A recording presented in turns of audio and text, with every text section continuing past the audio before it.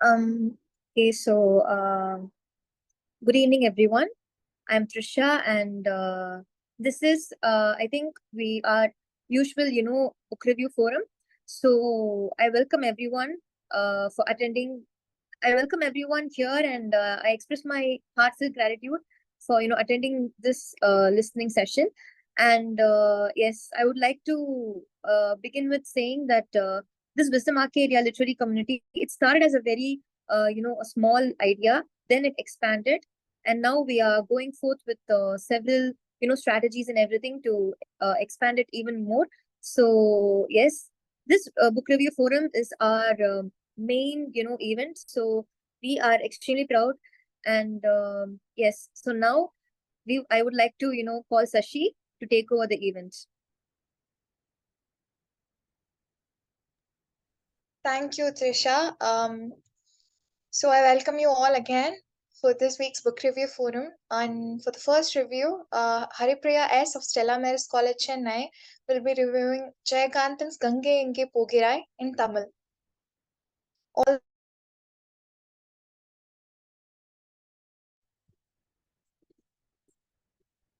அனைவருக்கும் வணக்கம். இன்றைக்கு சசி சொன்ன மாதிரி ஜெயகாந்தனுடைய கங்கை எங்கே போகிறாள் அப்படின்ற புத்தகத்தை தான் இன்னைக்கு மதிப்பாய்வு செய்ய போகிறேன். கங்கை எங்கே போகிறாள் அப்படின்ற ஒரு புத்தகம் ஜெயகாந்தன் அவர்களால் எழுதப்பட்ட சில நேரங்களில் சில மனிதர்கள் அப்படின்ற ஒரு புத்தகத்தோட தொடர் அப்படின்னு தான் சொல்லணும்.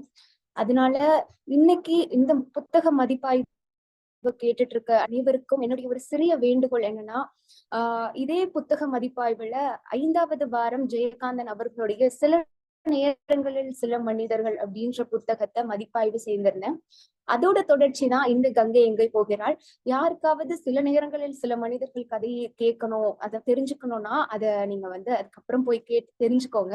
ஏன்னா ரொம்ப சுவாரஸ்யமான ஒரு எழுத்து. ஜெயகாந்தனுடைய எழுத்துக்கள்ல இப்படி ஒரு கதைய 3 பாகங்களாக தொடர்ச்சியாக எழுதி மக்கள் கிட்ட அதே ஆர்வத்தையும் அந்த தூண்டுதலையும் அந்த என்ன சொல்றது, அந்த ரீடர்ஸோட அந்த சக்தி இருக்குல்ல, அது ஒரு எழுத்தாளரால இவ்வளோ நாட்கள் கொண்டுட்டு போக முடியும் அப்படின்னா அது ஜெயகாந்தனுடைய எழுத்துக்களால மட்டும்தான் முடியும். ஏன்னா 1960 ஜெயகாந்தன் அவர்கள் எழுதிய அந்த அக்னி பிரவேசம் அப்படின்ற ஒரு சிறு தொடர்கதை நாவல், அதாவது தினத்தந்தியில பத்திரிகையில் அவர் எழுதிட்டு இருந்தக்கூடிய அந்த அக்னி பிரவேசம் அப்படின்ற ஒரு நாவலுக்கு கிடைத்த அந்த வெற்றி தான் ஜெயகாந்தன் அவர்களை சில நேரங்களில் சில மனிதர்கள் அப்படின்ற ஒரு புத்தகத்தை எழுத வச்சது. அக்னி பிரவேசத்துக்கு அந்த விமர்சனங்களுக்கு தான் சில நேரங்களில் சில மனிதர்கள்ல ஜெயகாந்தன் அவர்கள் பதில் சொல்லியிருப்பாரு. ஆனா அந்த சில நேரங்களில் சில மனிதர்கள்ல கூட ஜெயகாந்தனுடைய அந்த விமர்சனங்கள், ஜெயகாந்தனுக்கு அந்த விமர்சனங்கள் நிக்கல. சில நேரங்களில் சில மனிதர்கள் அந்த புத்தகத்துல அந்த கடைசி முடிவை யாராலையுமே ஏத்துக்க முடியாது. அந்த அளவுக்கு ஒரு முடிவை ஜெயகாந்தன் அவர்கள் கொடுத்திருப்பார்.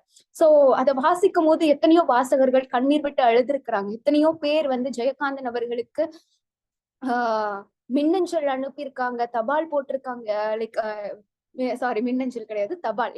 தபால் போட்டிருக்காங்க. இது மாதிரி எவ்வளவோ கடிதங்கள், எப்படி இப்படி ஒரு முடிவை வைக்கலாம் அப்படின்னு சொல்லிட்டு அந்த முடிவை திருப்தி அடையாத மக்களுக்கு ஜெயகாந்தன் அவர்கள் அடுத்த 5 வருஷம், அதாவது 1960 வெளிவந்ததான் சில நேரங்களில் சில மனிதர்கள் அப்படின்ற ஒரு புத்தகம். அந்த நாவல் வேற ஒரு பத்திரிகையின் மூலமாக அவர் எழுதியிருப்பார். இது போக இப்ப அடுத்த 5 வருஷம் அந்த நாவலுக்காக அவர் சாகித்ய அகாடமி விருது பெற்றிருப்பார். சோ இப்ப அந்த 5 வருஷம், அந்த 5 வருடம் கழித்து திரும்பி அந்த சில நேரங்களில் சில மனிதர்கள் அந்த முடிவுக்கு வேற ஒரு மாற்றம் ஏற்படுத்தணும் அப்படின்றது அவருடைய வாசகர்களோட விமர்சனம் மட்டும் கிடையாது. ஒரு எழுத்தாளனா ஜெயகாந்தன் அவர்கள் ரொம்ப யோசிச்சு அவருக்கே அந்த முடிவை ஏத்துக்கொள்ள முடியாம தான் அவரு கங்கை எங்கே போகிறாள் அப்படின்ற ஒரு புத்தகத்தை வேறொரு பத்திரிகை மூலமாக எழுதி வெளியிடுறாரு. சோ அந்த இதுலயுமே கங்கை எங்கே போகிறாள் அப்படின்ற முடிவை நான் ஃபர்ஸ்டே சொல்ல விரும்பல. ஏன்னா முதல்லயே சொல்லிட்டு அதோட சுவாரஸ்யம் போயிடும். அந்த முடிவுமே நம்ம யாராலுமே ஏத்துக்க முடியாது. ஏன்னா அதுவும் அப்படிதான் இருக்கும். ஆனா என்ன பண்றது, ஜெயகாந்தனுடைய எழுத்துக்கள் அந்த மாதிரி இருக்கு. சோ கங்கை எங்கே போகிறாள் ரொம்ப நல்லா இருக்கு. ஏன்னா அந்த தலைப்பே ரொம்ப பொருத்தமான தலைப்பு அந்த நூலுக்கு. ஏன்னா கங்கா அப்படின்ற ஒரு பெண்ணை வைத்து இத்தனை தொடர்கள் இத்தனை நூல்கள் எழுதி ஒரு ஒரு சமூகத்துல இவ்வளவு பெரிய மாற்றங்களை இன்றைக்கு நம்மளால உணர முடியுதுன்னா அவர் எவ்வளவு பெரிய எழுத்தாளராக இருக்க வேண்டும் அல்லவா? ஆமாங்க. அந்த ஃபர்ஸ்ட் எழுதின அந்த அக்னி பிரவேசத்துல கங்கான்ற ஒரு பெண்ணுக்கு பெயர் கூட வைக்காம ஒரு பெண்ணுன்னு அவர் எழுதிய அந்த நாவல் தொடர்கதை பின்பு சில நேரங்களில் சில மனிதர்கள்ல கங்காவாக உருவெடுத்து இன்றைக்கு கங்கையில கங்காவா மாறுகிறாள், கங்கை எங்கே போகிறாள் அப்படின்ற புத்தகத்துல. ஆமா, இந்த புத்தகத்தை வாசிக்கும் போதே அவர் அழகா முன்னுரையில சொல்லியிருப்பாரு. கங்கா அப்படின்ற ஒரு பெண் யாரு அப்படின்றத ரொம்ப அழகா சொல்லியிருப்பாரு. ஒரு பட்டதாரியாக இருக்கட்டும், ஒரு பெண்ணாக கங்கா எடுத்த முடிவுகளாக இருக்கட்டும், இந்த சமூகத்துல அவளை பார்த்த பார்வைகளாக இருக்கட்டும், அந்த சமூகத்தை எப்படி அவ எதிர்கொண்டா, அவளுடைய நேர்மறை எண்ணங்கள் என்ன, அவளுடைய எதிர்மறை எண்ணங்கள் என்ன, எல்லாத்தையுமே ரொம்ப அழகா சொல்லியிருப்பாரு ஜெயகாந்தன் அவர்கள். சோ இங்க என்னன்னா, கடைசியில சில நேரங்களில் சில மனிதர்கள் உள்ள முடிவை நான் சொன்னாதான் உங்களுக்கு கங்கை எங்க போகிறாள் அப்படின்ற புத்தகத்தோட தொடர்ச்சி உங்களால கேட்க முடியும். அங்க என்ன பண்ணிருப்பாருன்னா, கங்கா பிரபு அப்படின்ற 2 பேர் இருப்பாங்க. கங்கா பிரபுவால் ஏமாற்றப்பெற்ற ஒரு பெண்ணாக சமூகத்துல கருதப்படும் போது கங்காவும் பிரபுவும் மீண்டும் ஒரு முறை சந்தித்து நண்பர்களாக பழகுகிறார்கள். அப்போ பிரபுக்கு வேற ஒரு குடும்பம் இருக்கிறது, அவருக்கு ஒரு பெண் குழந்தை, ஒரு 2 மகன்கள் இருக்கிறாங்க. இந்த மாதிரி ஆகுது. ஆனா கங்காவை எல்லாருமே இந்த சமூகத்துல தப்பா பேசுறாங்க. ஒரு பிரபு வேற ஒரு திருமணம் செய்த ஒருவரிடம் தொடர்பு இருக்கிற ஒரு பெண்ணை வந்து இந்த சமூகம் எப்படி பேசுமோ அன்னைக்கு 1960 அந்த மாதிரி பேசுறாங்க. சோ அந்த பேச்சுகள் எல்லாத்தையுமே தாண்டி அவ ஒரு புனிதமான நட்பை தொடர்கிறா. ஆனா அந்த நட்பு ரொம்ப நாளைக்கு நீடிக்கல. கங்காவுக்கு அந்த நட்பு ஒரு காதலாக மாறும்போது அங்க ஒரு ஆபத்து இருக்கிறது. அதுதான் ஜெயகாந்தனுடைய எழுத்து. அப்ப கங்கா வந்து அத பிரபு ஏத்துக்கல. அவளுடைய காதல பிரபு ஏத்துக்காத போது கங்கா வந்து தப்பான வழிக்கு போகிறா. அதுதான் அவள் தேர்ந்தெடுக்கும் வழி குடிப்பழக்கம். சோ அங்கயோட அந்த முடிவு முடிஞ்சிருக்கு. அதுக்கப்புறம் தான் இங்க கங்கை எங்கே போகிறாள் அப்படின்றத தொடருது. சோ இந்த தொடர்ச்சியில கங்கா அப்படின்ற ஒரு பெண் முழு லைக் எப்பயுமே குடிச்சிட்டே இருக்கக்கூடிய ஒரு பெண்ணாக இருக்கிறா. அவளுடைய வீட்டுல அவளை ஏத்துக்கல, சமூகத்துல அவளை ஏத்துக்கல, அவளுடைய ஆபீஸ் அதாவது அவள் வேலை செய்யும் அலுவலகத்துல அவளை மதிக்கல, எந்த இடத்துலயுமே அவளை மதிக்கல. பிரபு தான் ஒரு ஆண் மீது ஆசை வைத்த அந்த ஒரு ஆண் அவளை விட்டு வெளியில போயிடுறாங்க. அவருடைய அவருடைய அவர் மூலியமாக அவளுக்கு கிடைத்த அந்த சொந்தங்கள் எல்லாம் அவளை விட்டு விலகி போகுது. தனிமையில இருக்கும் போது மேனுவல் அப்படின்ற ஒரு பெண், அதாவது கங்காவோட அலுவலகத்துல வேலை செய்யற ஒரு ஆங்கிலேய ஒரு பெண்ணோட அவளுக்கு ஒரு தொடர்பு ஏற்படும் போது குடிப்பழக்கத்தை அவ பழகுறா. ஆனா இதுக்கு இன்னொரு காரணமும் இருக்கு. ஏன்னா தினந்தோறும் குடிக்க ஆரம்பிக்கிறா. அவளுடைய சோகங்கள், அவளுடைய கசப்பான நினைவுகள் எல்லாத்தையுமே அவன் நினைச்சு பாக்குறா. நினைச்சு பார்க்கும் போதுலாம் அந்த கசப்பு முழுங்குற மாதிரி அவ ஒவ்வொரு வாட்டியும் அந்த ஆல்கஹாலை ட்ரிங்க் பண்ணும் போது அதை தான் நினைச்சு பண்ணிட்டே இருக்கிறா. சோ இப்படி அந்த முடிவை, அந்த ஒரு ஆரம்பம், அங்க உள்ள ஒரு முடிவு இங்க ஒரு ஆரம்பமா ஆரம்பிக்கும் போது வாசிக்கக்கூடிய வாசகர்களுக்கு தான் அதோடைய அழுத்தம், அதோடைய வேதனை அப்படியே ரொம்ப உச்சகட்டத்துல இருக்கும். ஏன்னா அதை வாசிக்கும் போது உணர்ந்தேன் நானு.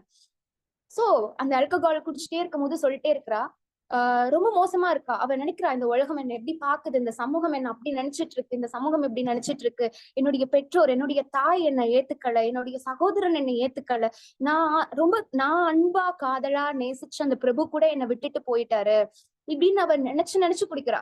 சோ அப்பதான் வந்து ஒரு நாள் என்ன பண்றா, சொல்றா எதனால நான் குடிக்க ஆரம்பிச்சேன் அப்படின்ற ஒரு கதையை கங்கா எடுத்துரைக்கிறா. அப்ப சொல்லும் போது சொல்றா, ஆஹ் பிரபு அவளை விட்டு செல்லும் போது குட் பாய் அப்படின்னு பிரபு சொல்லிட்டு போகும்போது அவளிடம் விட்டு சென்ற 2 பொருட்கள் என்றால் அது ஒண்ணு இந்த மது பாட்டில் என்கின்ற ஒரு அல்கஹாலும், அது மட்டும் இல்லாமல் பிரபு போட்டிருந்த அந்த கோட்டும் தான். சோ அந்த கோட்டை போட்டுக்கொண்டு அந்த அல்கஹாலை நாள்தோறும் குடித்துட்டு வரா. ஏன்னா நமக்கு மிகவும் பிடித்தவர்கள் ஏதாச்சும் விட்டு சென்று விட்டார்கள்னா அதை நம்ம ஞாபகமா அதை வந்து நம்ம பத்திரப்படுத்திட்டே வருவோம்ல, அது மாதிரி அதை பத்திரப்படுத்திட்டே வராலாம். சோ இந்த மாதிரிதான் போயிட்டு இருக்கு. ஒரு நாள் வந்து திடீர்னு மஞ்சுக்கு கால் பண்றா. மஞ்சு யாருன்னா பிரபுவோட மூத்த மகள். பிரபுக்கு ஒரு பக்கபலமான ஒரு பெண் அப்படின்னு சொன்னா மஞ்சு. ஏன்னா பிரபு குடிக்கிறதால அவனுடைய மனைவி ஆன பத்மாவுக்கு பிரபுவை பிடிக்காது. அவருடைய 2 மகன்களுக்கும் பிரபுவோட அவ்வளவான ஒரு அப்பா மகன் அப்படின்ற ஒரு அன்போ தொடர்போ இருக்காது. சோ மஞ்சு மட்டும்தான் பிரபுக்கு ஒரு பக்கபலமாக இருக்கக்கூடிய ஒரு பெண். ஆனா இன்னைக்கு மஞ்சுக்கு கங்கா போன் அடிச்சுட்டு கேக்குறா.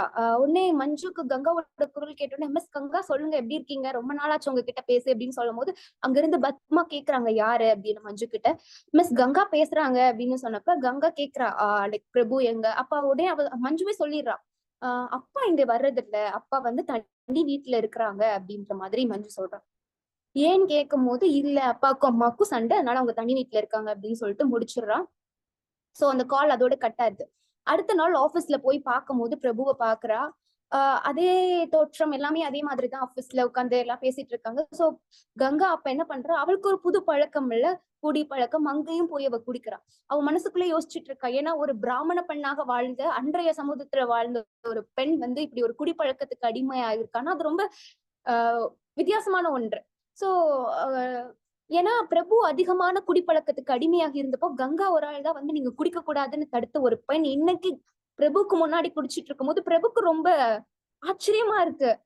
கங்காவா இது, மிஸ் கங்கா ஏன் நீங்க குடிக்கிறீங்க அப்படின்னு கேட்கும் போது பதில் இல்ல கங்கா கிட்ட. அவக்குள்ளேயே மனசுக்குள்ள நினைச்சிட்டு இருக்கா, பிரபு என்னெல்லாம் யோசிப்பாரு நான் குடிக்கிறத பார்த்து, இந்த மாதிரி இவ இப்படி குடிக்கிறாளே, இந்த மாதிரி எல்லாம் யோசிப்பாரா, என்ன தப்பா நினைச்சுக்குவாரா, இப்படி இப்படின்னு 1008 எண்ணங்கள். ஏன்னா இங்க ஜெயகாந்தன் கங்கா அப்படின்ற ஒரு பெண் மற்றவர்கள்ட்ட பேசுறதுக்கான வாய்ப்பே அவர் கொடுக்கல. அவ தன்னுடைய மனசாட்சி கிட்டேயே பேசிட்டு இருப்பா. அந்த புத்தகம் முழுவதும் தன்னுடைய மனசாட்சி கிட்டேயே தான் பேசிட்டு இருப்பா கங்கா. அவளுடைய சிந்தனைகள், அவளுடைய போராட்டங்கள், அவளுடைய வார்த்தைகள், அந்த எல்லாத்தையுமே அவளுக்குள்ளேயே தன்னுக்குள்ள தாக்குள்ளேயே வச்சு பேசிட்டு இருக்க ஒரு பெண்ணாதான் கங்காவை வந்து போர்ட்ரேட் பண்ணிருப்பாரு ஜெயகாந்தன் அவர்கள். சோ இப்படி யோசிக்கிறா, பிரபு என்ன நினைப்பாரு அப்படின்னு சொல்லிட்டு. சோ இப்படி போயிட்டே இருக்கு. அப்பதான் வந்து கடிதாசி வந்து ரெங்கு மாமா போட்டிருந்தாரு, அதாவது கங்காவுடைய மாமா. இப்போ அவரு கங்கை வாரணாசியில குடியிருக்கிறாரு. ஏன்னா அவரு ஒரு துறவியாக போயிட்டாரு பின்பு. ஏன்னா ஆனா ஆல்ரெடி சில நேரங்களில் சில மனிதர்கள்ல சொல்லியிருப்பேன், ரெங்கு மாமா வந்து கங்காவை நிறைய கொடுமைகள் படுத்தி கங்கா வந்து அவரை வெறுத்து அதுக்கப்புறம் கங்காவை விட்டு லைக் ரொம்ப தூரத்துல அவர் போய் இப்ப வாரணாசியில அவர் குடியிருக்கிறாரு. சோ அப்ப அவர் ஒரு கடிதம் போட்டிருக்காரு கங்காவுக்கு. அதாவது இந்த கங்கை மண்ணான இந்த வாரணாசி கங்கை ஆற்றோட இருக்கக்கூடிய நீர்ல அந்த புனிதமான காஷி லிங்கேஸ்வரரோட புண்ணியத்துல ரொம்ப பசுமையா ரொம்ப அமைதியான ஒரு சூழலையும் எனக்கு மனதுக்கு நிம்மதியை கொடுக்குது. இப்படி இருக்க அந்த வாரணாசியை விட்டுட்டு என்னால நம்மளுடைய சொந்த ஊருக்கு என்னால வரவே முடியாது அப்படின்ற மாதிரி கடிதம் அனுப்புறாரு. ஆனா இந்த கடிதத்தை 3 நாள் வாசிக்கிறா கங்கா. சோ வாசிச்சுட்டு கடைசியில ஒரு நாள் வாசிச்சு முடிச்சிடுறா. அப்பதான் வந்து அதுக்கு அடுத்த நாளா பிரபுவை மீட் பண்ண போறா. பிரபு கிட்ட அப்ப சொல்றா, இந்த மாதிரி என்னுடைய ரெங்கு மாமா கங்கையில இறந்து போயிட்டாரு அப்படின்னு சொல்றா. சோ இது சொல்றாங்க, இது முடியுது. அதுக்கப்புறம் ஒரு நாள் வந்து கங்கா திரும்பி வீட்டுக்கு போயிடுறா. வீட்டுக்கு போனதுக்கு அப்புறம் ஒரு நாள் அவங்க வீட்டுல ஒரு ஒரு முக்கியமான ஒரு பிரச்சனை வெடிச்சிட்டு இருக்கு. என்னதுன்னா கங்காவுடைய அண்ணனான கணேசன். அதாவது எந்த அண்ணன் வந்து கங்கா வந்து ஒரு தவறே செய்யாமல் ஒரு தவறுக்கு ஆளாகி வந்த போது எந்த அண்ணன் கங்காவை வந்து வீட்டுக்குள்ள ஏத்துக்காம மொத்த சமூகத்துக்கு முன்னாடியும் அவளை கழுத்தை புடிச்சு வெளியே தள்ளினாங்களோ அதே அண்ணன் இன்னைக்கு ஒரு கஷ்டமான சூழ்நிலையில இருக்கும் போது கங்கா ஓடி வர்றா. அவங்க அண்ணனுக்கு ரொம்ப முடியல உடம்புக்கு. அவங்க அண்ணனுக்கு மொத்தம் 3 பெண் குழந்தைகள் இருக்கிறாங்க. சாந்தா, வசந்தி, ஆனந்தி அப்படின்னு சொல்லிட்டு 3 பெண் குழந்தைகள். மூத்த பெண்ணுக்கு திருமணம் செய்து வைத்துட்டாரு கணேசன். முதல்லயே ரொம்ப சின்ன பெண்ணா இருக்கும் போதே திருமணம் செய்து வைக்கிறாரு. வசந்தாவுக்கும் ஆனந்திக்கும் இன்னும் திருமணம் செய்யல. அதற்கு காரணம் என்னன்னா கங்கா அப்படின்ற அவருடைய தங்கை மாதிரி தன்னுடைய மகள்களுடைய வாழ்க்கை வந்துடக்கூடாது அப்படின்னு நினைக்கிறாரு கணேசன். சோ இப்ப கணேசனுக்கு ரொம்ப முடியல. அதனால ஓடி வர்றா. அவளுடைய குடிப்பழக்கத்தை அன்றைக்கே விட்டுறா, அப்பயே விட்டுறா குடிப்பழக்கத்தை விட்டுட்டு. ஆனா குடிப்பழக்கத்துல இருந்தாலும் அவ ஒரு உயரிய பதவியில தான் வசிச்சு வந்துட்டு இருக்கா. அவளுக்கான எல்லாமே அவள்கிட்ட இருக்கு. ஆனா அவளுக்கு ஒரு ஏக்கம் தான், அவளை கேர் பண்ணிக்கிறதுக்கு யாருமே இல்லையே, அவளை பத்தி யோசிக்கிறதுக்கு யாருமே இல்லையன்றதான் அவளோட ஏக்கம். சோ ஆனா அவங்க அம்மா கூட கடைசியில எனக்கு கூட நிக்காம போயிட்டாங்களே அப்படின்றதுதான் அவளோட கவலை எல்லாமே.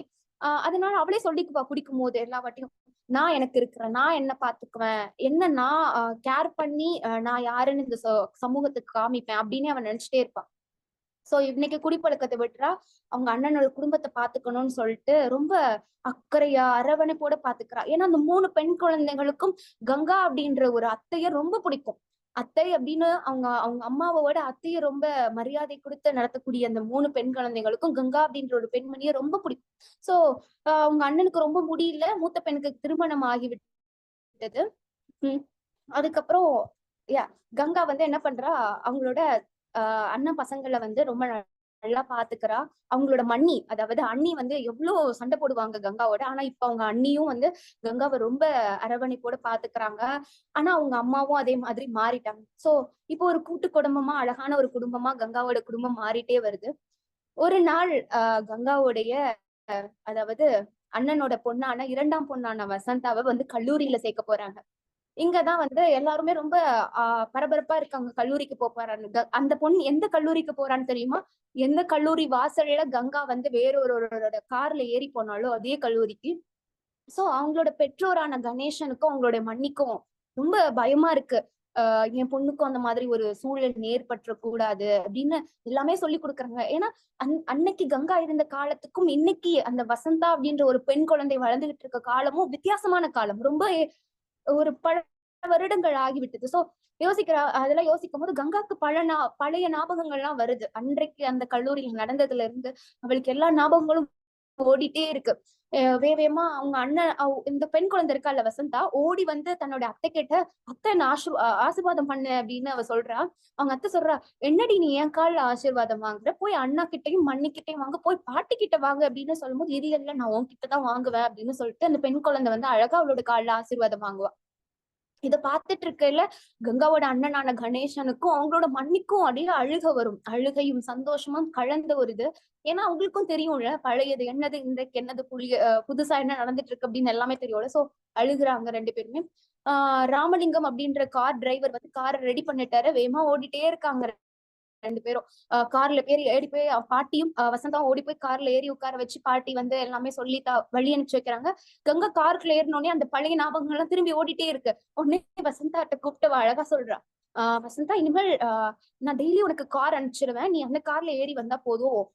அதே மாதிரி நீ பயப்படாத, நீ தனியா வந்துடலாம், வீடு பக்கத்துலதான் இருக்கு, நீ ஒன்னே நடந்து வந்துடலாம், உனக்கு மழை பெய்யல முதல்ல உனக்கு கொடை வாங்கணும் அப்படின்னு சொல்றான். சொல்லிட்டு அவ இன்னொரு வார்த்தையும் சொல்றா, யாரோட கார் வந்தாலும் அந்த கார்ல நீ ஏறக்கூடாது அப்படின்னு சொல்லுவா. இதை கேட்ட உடனே வசந்தாவுக்கு வந்து சிரிப்பு வந்துரும். அவ சொல்ற, ஏன்னா அவளுக்கு தெரியும் அவங்களோட அத்தையோட கதைகள் எல்லாம் அவளுக்கு தெரியும். அவங்களோட வீட்டுல பேசிட்டே இருப்பாங்க அத.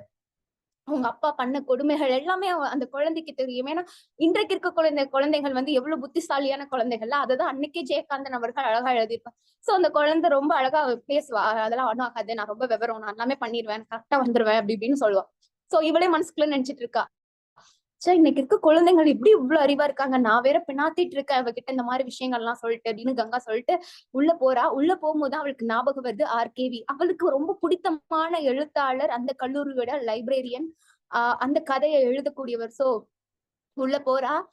வசந்தாவை அழகா கல்லூரியில சேர்த்து விட்டுட்டு வெளியே வரும்போது லைப்ரரியோட ஞாபகம் வருது. வேகமா ஓடி போய் கேக்குறா, ஆர்கேவி வரலையா அப்படின்னு கேட்கும்போது அங்க உள்ள ஒரு முதியவர் சொல்றாரு, ஆர்கேவி எப்பயோ சீட்டை கிழிச்சாச்சு அப்படின்ற மாதிரி பதில் சொல்வாரு. அது என்னன்னா, ஆர்கேவி வந்து வேலையை விட்டு நின்னுட்டாரு அப்படின்னு சொல்றாரு. உடனே கங்காக்கு வந்து பல யோசனைகள். ஆர்கேவி வேலையை விட்டுட்டு போயிட்டாரா? ஆனா இப்ப அவர் ரொம்ப அழகழகான நாவல்கள்லாம் எழுதுறாரு. அவருடைய பத்திரிகைகளாக இருக்கட்டும், ஆங்கில நூல்களாக இருக்கட்டும், தமிழ் நூல்கள்லாம் ரொம்ப அழகா இருக்கேன்னு சொல்லிட்டு வீட்டுக்கு போறா. யோசிச்சுட்டே போறா. அதுக்கப்புறம் இப்படியே போயிட்டு இருக்கு.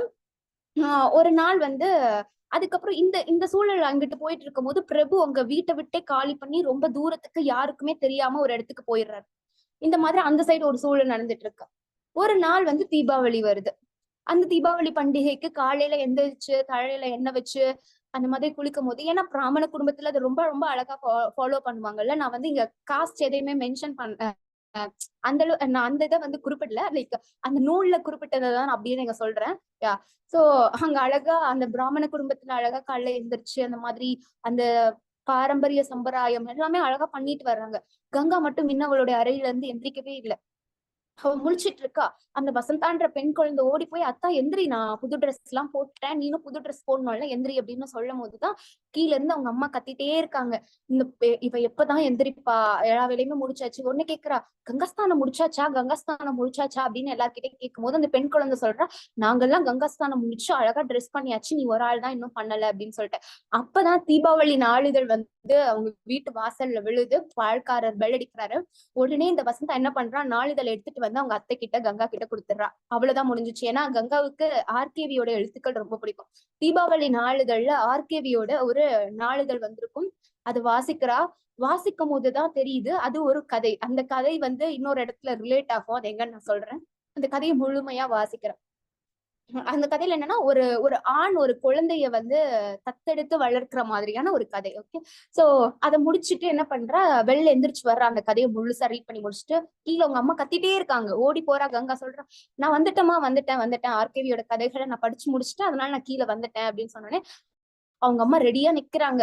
கொல்லப்புறத்துல எண்ணெய கையில வச்சுட்டு அவளை குளிப்பாட்டுறதுக்காக ரெடியா நிக்கிறாங்க. அதாவது தலையில எண்ணெய் தேய்ச்சி விடுறதுக்காக வெளியே நிக்கிறாங்க. இவ வெளில வரும்போது அவங்க அண்ணா, அவங்களோட மண்ணி, அவங்க அண்ணா குழந்தைங்க எல்லாருமே ரொம்ப அழகா புது புத்தாடைகள் அணிஞ்சு ரொம்ப அழகா சந்தோஷமா தீபாவளிக்கு பலகாரங்களோட வெடி வெடிச்சுட்டு இருக்காங்க. எல்லாருமே கங்காஸ்தானம் பண்ணிட்டீங்களா அப்படின்னு திரும்பி கேக்குறா. அப்பதான் சொல்றாரு அவங்க அண்ணா, எல்லாருமே பண்ணிட்டோம் கங்கா, நீ தான் லேட்டு, போய் பண்ணிட்டு வா அப்படின்னு சொன்னோன்னே இவ வேகமா போறா. போயிட்டு அடுப்படிகளை, அதாவது மண்ணி கிட்ட கேக்குறா, என்ன மண்ணி நீங்க கங்காஸ்தானம் பண்ணலையா? அவங்க மண்ணி சொல்றாங்க, எனக்கு இனி மண்ணி ஒன்னாகும், நீங்க எல்லாருமே சந்தோஷமா இருங்க. அப்பதான் தெரியுது மனிதர்களோட எண்ணங்கள் எப்படி எல்லாம் மாறிட்டு இருக்குல்ல. ஏன்னா அந்த நூல் வாசிக்கும் போது அவங்க மண்ணி எனக்கு சுத்தமா பிடிக்காது, ஏன்னா அவ்வளவு சித்திரவதை பண்ணிருக்காங்க கங்காவை. ஆனா இன்னைக்கு அந்த மண்ணி இப்படி பேசுறாங்களா அப்படின்னு இது பண்ணும் போது ரொம்ப ஆச்சரியம். சோ அந்த மணி சொல்றாங்க, நீனும் என் குழந்தைகளும் சந்தோஷமாக இருந்தா போதும் அப்படின்னு சொல்றாங்க. உடனே அங்க போயிட்டு அவ குளிக்கிறா. தழை குளிச்சுட்டு வரும்போதுதான் கல்யாணத்தை பத்தி பேசுறாங்க. ஏன்னா அப்பதான் சாந்தான்ற அந்த மூத்த பெண் குழந்தை வந்து அவ வீட்டுக்கு வர்றாளுக்கு. கல்யாணம் முடிந்து போனதுக்கு அப்புறம் தன்னுடைய பிறந்த வீட்டுக்கு வரும்போது அங்க கேக்குறாங்க. அவங்க அம்மா சொல்றாங்க, வசந்தாவுக்கும் ஒரு வரன் வந்து அவளை கல்யாணம் பண்ணி கொடுத்துடணும் அப்படின்னு சொல்லும் போது பல எண்ணங்கள். சோ அப்பதான் வந்து சொல்லிட்டு இருக்காங்க.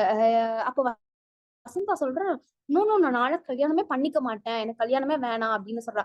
இங்கதான் வசந்தா அப்படின்ற ஒரு பெண் குழந்தைக்கு அவங்க அத்தையை ஏன் ரொம்ப பிடிக்கும்னா, அந்த அவங்க அத்தை இந்த கல்யாணம் பண்ணிக்காம அவளுடைய சமூகத்துல அவளை வந்து என்னென்னமோ பேசினாங்கல்ல, அதெல்லாம் அவளுக்கு தெரியும். அதனால அவளும் அந்த மாதிரி ஒரு பெண்ணாக இருக்கணும் அப்படின்னு ஆசைப்படுறா. சோ அதனால நான் கல்யாணமே பண்ணிக்க மாட்டேன்னு சொல்றா. இப்படி இந்த கல்யாணம் பத்தி பேசிட்டு இருக்கும் போதுதான் அங்க வந்து தொலைபேசி அடிச்சு கொண்டே இருக்கு. ஓடி போய் கால் அட்டன் பண்ணி பேசும்போது மஞ்சு அப்படின்ற பெண் குழந்தை அங்கிட்ட இருந்து பேசுறா. அது யாருன்னு உங்களுக்கு தெரியும், பிரபுவோட குழந்தை. அவ பேசுறா. பேசிட்டு இங்கிட்ட இருந்து வசந்தா எடுத்து பேசுறா. ஹலோ சொல்லுங்கன்னு சொல்லும் போது, நான் வந்து மஞ்சு பேசுறேன், மிஸ் கங்கா இருக்காங்களா அப்படின்னு கேட்கும்போது, அத்தா உங்களுக்கு தான் அழைப்பு, மஞ்சு பேசுறா அப்படின்னு சொன்னோடனே கங்கா ஓடி வந்து பேசுறா. அப்ப சொல்றா மஞ்சு, எனக்கு கல்யாணம் ஆக போகுது அப்படின்னு சொல்றா. சோ சொன்னோடனே கங்காக்கு ரொம்ப சந்தோஷம். ஏன்னா 25 வயதுக்கு மேலான பெண்ணுக்கு வந்து கல்யாணம் ஆக போகுதுன்னா அன்றைய காலத்துல அது ரொம்ப சுலபமான விஷயம். சோ சந்தோஷப்பட்டுட்டு கேக்குறா. அப்போ உடனே பத்மால கங்கா கூட பேசவே மாட்டாங்க. பத்மா மஞ்சுவோட காலை வாங்கிட்டு பேசுறாங்க. கங்கா, ஆமா, இது மாதிரி என்னுடைய பெண் குழந்தைக்கு கல்யாணம் ஆக போகுது, என்னோட அண்ணனோட பையனுக்கு தான் கல்யாணம் ஆக போகுது. அவங்க வந்து என்னோட அண்ணனோட பையன் அமெரிக்கால படிச்சுட்டு இருக்கான், நாளைக்கு வரப்போறான். ஆனா இவங்க அப்பா பிரபு இந்த கல்யாணத்துல கண்டிப்பா கலந்துக்கணும், மஞ்சு ரொம்ப ஆசைப்படுறா. அவங்க அப்பாவை நான் எங்கன்னு போய் தேடுவேன்? எனக்கும் உங்க அப்பா மேல கோபம் எல்லாம் இல்ல, இப்ப உங்க அப்பா வந்தாதான் அந்த கல்யாணம் பண்ணிக்குவேன்னு சொல்றா அப்படின்னு சொல்லும் போது கங்கா வந்து சொல்றா மஞ்சு கிட்ட, இன்னைக்கு அதெல்லாம் உங்க அப்பா வருவாரு, இன்னைக்கு ஈவினிங் நம்ம போய் ஆர்கேவிய சந்திக்கலாம் அப்படின்னு சொல்லிட்டு கால் என் பண்றான். இங்கதான் அந்த ட்விஸ்ட். ஏன்னா ஆர்கேவிய பார்க்க போறாங்க. ஏன்னா இன்னைக்கு நான் சொன்னேன்ல, தீபாவளி நாளிதழ் ஆர்கேவி எழுதி இருந்தாருன்னு சொல்லிட்டு, அந்த நாளிதழ அத குறிச்சு நான் சொன்னேன்னா, அந்த ஒரு ஆண் ஒரு பெண் ஒரு குழந்தைய வந்து தத்தெடுத்து வளர்த்துட்டு இருக்காரு. அது வேற யாரோட இல்ல, பிரபுதான். ஏன்னா இதை கண்டுபிடிச்சிடுறா. ஏன்னா ஆர்கேவிக்கு ஒரு கெட்ட பழக்கம் என்னன்னா, ஒருத்தவங்களோட வாழ்க்கையில நிகழ்ந்துட்டு இருக்க கதைய அவங்கள விசாரிச்சுட்டு அவளது கதையா எழுதிடுவார். சோ கங்காக்கு இந்த சந்தேகம் ஓடிட்டே இருந்துச்சு. ஆர்கிவி இப்படி எழுதுற ஆளே கிடையாது, இந்த கதை எங்கேயோ தொடர்பு இடிக்கிற மாதிரியே இருக்குன்னு அவளுக்குள்ள 1008 எண்ணங்கள். கடைசியில தெரியுது இது பிரபுவோட இன்னொரு கதை அப்படின்னு சொல்லிட்டு பிரபுவை பத்தி எழுதி வச்சிருக்கா. சோ மஞ்சுவை அழைச்சிட்டு போறா. அப்ப அழைச்சிட்டு போயிட்டு ஆர்கேவி பார்த்துட்டு நலம் விசாரிக்கிறா. விசாரிச்சுட்டு ஆர்கேவிட்ட கேக்குறா, இன்னைக்கு உங்களோட தீபாவளி நாளிதழ் வாசிச்சேன், ஆனா இந்த நாளிதழ் எங்கேயோ இடிக்கிற மாதிரி இருக்கே அப்படின்னு அவ கேட்கும் போது அவர் சிரிச்சுட்டே தலையில கைய வச்சுட்டு சொல்றாரு, ஐயோ வந்துட்டியாமா, நான் எந்த நாளிதழ் எழுதினாலும் எங்கேயாச்சும் உன்னோட தொடர்புள்ள கதையினே நீ சொல்லிட்டு வர்றியே அப்படின்னு. ஏன்னா அதுதான் உண்மை.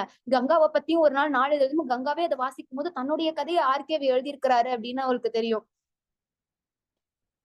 சோ என்ன ஆகும், ஓடி போய் லைக் பார்க்க வீட்டை பார்த்து கண்டுபிடிச்சிருவாங்க. அப்புறம் மஞ்சுவை கூட்டிட்டு போவாங்க. பிரபுவை பார்ப்போம். பிரபு வேற ஒரு குழந்தையோட நிம்மதியா வாழ்ந்துட்டு இருப்பாரு தத்தெடுத்து.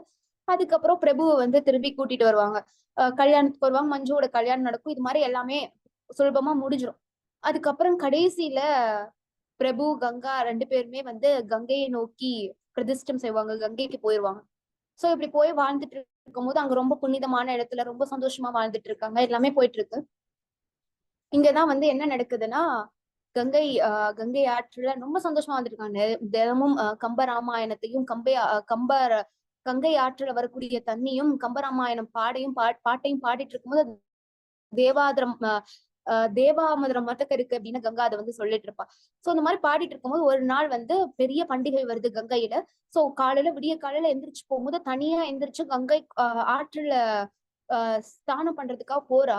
அப்ப கங்கை ஆற்றுக்குள்ள இருந்து கங்காவை அப்படியே இழுக்குது. உள்ள ஆறு இழுக்குது. அப்ப பயப்படுறா, யார் என்ன இழுக்கிறா அவ்வளவு குளிர விடிய காலையில. அப்ப இழுக்கும் போதுதான் கங்கை அம்மனே வந்து அவளை கூட்டிட்டு போற மாதிரி, நான் தான் வந்து கங்கை பேசுறேன், நீ வா அப்படின்னு சொல்லிட்டு தண்ணிய ஃபுல்லும் அவளை குடிக்க வச்சு அப்படியே அவளை வந்து மேலுலகத்துக்கு கொண்டு போயிரும். இது ரொம்ப அழகா ஜெயகாந்தன் அவர்கள் முடிச்சிருப்பாரு. பிரபு தேடுறாரு கங்காவை காணோம்னு சொல்லிட்டு. ஆனா இங்கதான் ஒண்ணு சொல்லியிருப்பாரு, இதுதான் வாழ்க்கையில கங்கான்ற ஒரு பெண்ணை வந்து எப்படி எல்லாம் அவரால உருவகிக்க முடிஞ்சிருக்கு. ஏன்னா அக்னி பிரவேசத்துல பார்த்த பொண்ணு வேற, அந்த கல்லூரியில படிச்ச கங்கா வேற, அந்த கல்லூரிக்கு வெளியில வந்த கங்கா வேற, அந்த கல்லூரிக்கு வெளியே வந்து ஏமாந்து போன கங்கா வேற, திரும்பி பிரபுவை மீட் பண்ணப்ப இருந்த கங்கா வேற, பிரபு விட்டு விலகி போனப்ப இருந்த கங்கா வேற, அதுக்கப்புறம் கங்கை எங்க போகிறாள் என்ற ஒரு கங்கா வேற, பின்பு திரும்பி பிரபுவை சந்திக்கும் போது தன்னோட அண்ணனோட குடும்பத்தை பார்த்துக்கும் போது இன்னைக்கு கங்கையில மூழ்கி முக்தி அடைந்த கங்கா வேற. இப்படி காலங்கள் மாறுற மாதிரி மனிதர்களுடைய தோற்றமும் மனிதர்களுடைய மனப்பான்மையும் மனிதர்களுடைய பாங்கும் மாறிட்டே இருக்கு அப்படின்றத ரொம்ப அழகா ஜெயகாந்தன் ஒவ்வொரு இடத்துலயுமே சொல்லி இருப்பாரு. ஏன்னா இந்த புத்தகத்தை வாசிச்சோம்னா ஒரு இடத்துல நம்மளால நிப்பாட்ட முடியாது, வாசிச்சிட்டே இருக்கிற மாதிரி இருக்கும். அப்பதான் முடிவு சொல்லியிருப்பாரு. அந்த ராமாயணத்துல அந்த ராமன் சராயு நதியில சீதைக்காக தவிச்சிட்டு இருந்ததும் சீதா பிராட்டி வந்து தான் ஒரு உத்தமின்னு சொல்லி அப்படியே நிலத்தை பிழந்து உள்ள போன மாதிரியும் பூமாதேவி கிட்ட போன மாதிரியும் எங்கேயோ யார் மேலேயோ படக்கூடிய அம்பு கிருஷ்ணர் மேல பட்டு அந்த கிருஷ்ணன் மாய்ந்த மாதிரியும் இந்த கங்கை நதிக்குள்ள மூழ்ந்து இந்த கங்கையிலேயே இந்த கங்கா வந்து முக்தி அடைஞ்ச மாதிரி ஜெயகாந்தன் அவர்கள் முடிச்சிருப்பார். இதுக்கும் பல விமர்சனங்கள்.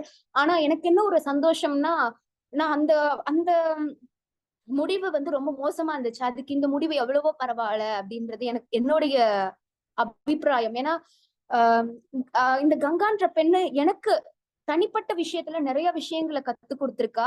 அது மாதிரி இந்த சொசைட்டில இந்த சமூகத்துல நிறைய விஷயங்களை மற்ற பெண்களுக்கும் கத்து கொடுப்பா அப்படின்றதுதான் ஜெயகாந்தனுடைய முடிவும் கூட. அதனால இந்த நூலை வாசிச்சு நிறைய விஷயங்களை இன்றைக்கு இருக்கக்கூடிய பெண்களாக இருக்கட்டும் ஆண்களாக இருக்கட்டும் எல்லோருமே கத்துக்கணும்.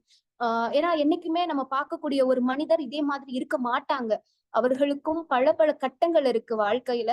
அந்த ஒவ்வொரு கட்டங்களிலும் வெவ்வேறு தோற்றத்தில் வந்து அவங்க நம்மளுக்கு காட்சியளிப்பாங்கன்றதுதான் ஜெயகாந்தனுடைய எழுத்துக்கள். அதனால ஜெயகாந்தனுடைய எழுத்துக்களை பத்தி இன்னைக்கு பேச எனக்கு வாய்ப்பு அளித்ததுக்கு ரொம்ப நன்றி. ரொம்ப சந்தோஷம் அடைகிறேன். அவருடைய 3 புத்தகங்களின் தொடர்கதையே திருப்தியா முடிவு பண்ணிட்டேன் அப்படின்றது என்னுடைய சந்தோஷம். தேங்க்யூ.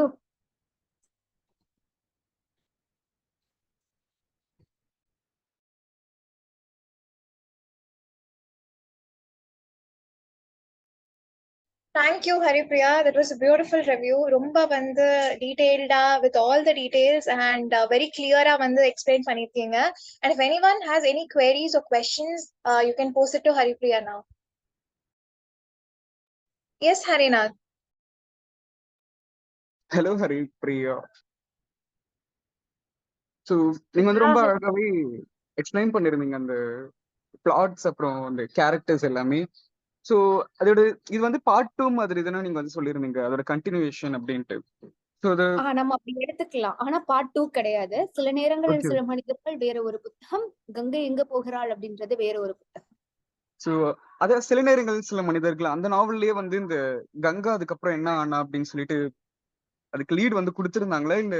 ஏன்னா ஆக்சுவலி நீங்க இது லாஸ்ட் புக்கே ரிவ்யூ பண்றப்போ ரங்கு மாமா வந்து அவன் எப்படி கேரக்டர் சேஞ்ச் ஆகுற, அப்புறம் பிரபு எப்படி அவன் நல்லவனா மாறுற அப்படிங்கிற மாதிரி சொல்லிருங்க. சோ இந்த செகண்ட் அந்த இன்னொரு புக்குக்கோட கண்டினியூஷன் வந்து அதுக்கு லீடு ஏதாவது கொடுத்திருந்தாங்களா முன்னாடி ஜெயகாந்தன் வந்து அதோட ஃபர்ஸ்ட் புக்ல? அவர் இந்த புத்தகத்தை எழுத போறாருன்றது அவருக்கு தெரியவே தெரியாது. ஏன்னா 5 வருஷத்துக்கு அப்புறம் ஒரு சாகித்ய அகாடமி விருது வாங்கின ஒரு நூலுக்கு திரும்பி விடை கொடுக்கணும்னு அவருக்கு தோணி இருக்கு. அதனால அவர் எந்த ஒரு எதுவுமே நம்மளுக்கு சொல்லவே இல்லை. அந்த 5 வருஷத்துக்கு அப்புறம் திடீர்னு எழுதின ஒரு நூல் தான் கங்கை எங்கே போகிறாள் அப்படின்றது. அதுலயுமே அவர் எந்த ஒரு இதுவுமே சொல்லல. கங்கா அப்படின்ற ஒரு பெண் என்னன்னு சொல்லிட்டு கதையை ஃபுல்லும் சொல்லிட்டே போவார். கடைசியில தான் நம்மளுக்கு முடிவே தெரியும். Thank you. Thank you Harinath.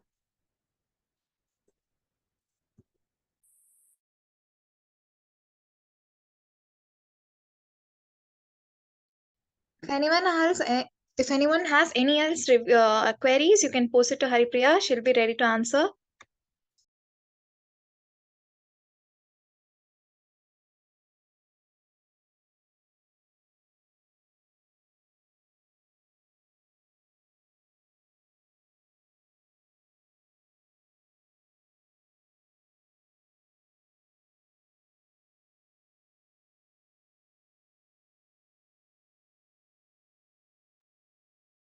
Okay, Haripriya, I have a question.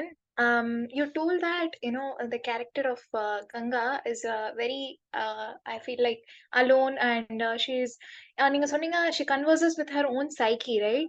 Instead of the society and other people. But why do you think so? ஏன் வந்து Jayankanthan had made Ganga to be with her own psyche rather than lamenting or talking or venting about her problems to the society and other people? அது ஏன்னா அவ வந்து யார்கிட்டயுமே, ஏன்னா அன்றைய சூழல்ல அன்றைய சூழல்ல அவ இருந்தபோது அந்த சமூகத்துல எல்லோருமே அவளை வந்து ஒரு தப்பான ஒரு பெண்மணியா தான் பார்த்தாங்க. அவ எதுவோ வந்து பண்ணக்கூடாத ஒரு விஷயத்த பண்ணிட்ட மாதிரிதான் பார்த்தாங்க. ஆனா அவளுக்கு சொல்றதுக்கு, அதுதான் நான் சொன்னேன்ல, அவ சொல்றதுக்கான எந்த ஒரு சப்போர்ட் சிஸ்டமும் அவளுக்கு கிடையாது. அப்ப அது அவளே தானே உள்ளேயே பேசிட்டே இருக்கிற மாதிரியும், அந்த கேள்விக்கு அவளே விடை சொல்ற மாதிரியும் தான் அந்த ஜெயகாந்தன் அவர்கள் அந்த புத்தகம் முழுவதுமே அதை வச்சிருப்பாரு. Thank you, Haripriya. Yeah, thank you.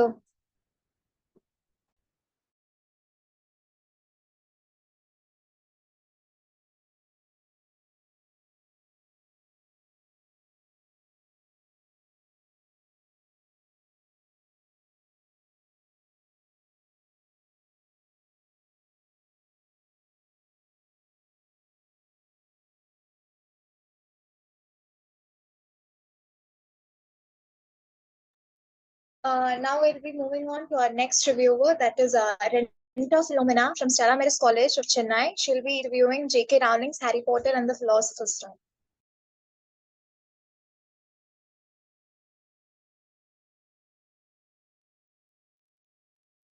Is everyone able to see me and hear me? Am I audible? Yes, Renita, you're audible. So, good evening, everyone, and thank you so much for the introduction, Sashi. And first of all, I'd like to thank everyone for attending this meeting. So, here I am to review the book Harry Potter and the Philosopher's Stone. Just a few minutes. I'd like to share a presentation if it's possible, Sashi. Yeah, sure, go ahead. Thank you. Yeah. Harry Potter and the Philosopher's Stone by J.K. Rowling. So, when I say the word Harry Potter, everyone just thinks that it's about magic, it's about Hogwarts and everything, and basically the Hogwarts and School of Witchcraft and Wizardry. Yes, it is about magic, but it's also about so many things more. But it's also about so many things more. Harry Potter is a book about love, about sacrifice, about good and evil, and so much more. The beginning of the book starts with Harry Potter as an infant, with his mother and father dead by the hands of Voldemort, the evil wizard lord. Dumbledore, who is a powerful wizard, leaves him in the house of Dursleys, who is his parents, who is his mother's sister, because Harry has no one else now. In spite of all the warnings, Harry is left abandoned away from the wizarding world, whereas the wizarding world thinks that Harry Potter is a legend, is such a remarkable person.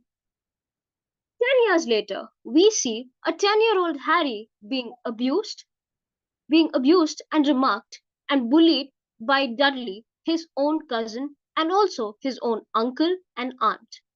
Harry Potter Everything surrounding him does not have any explanation.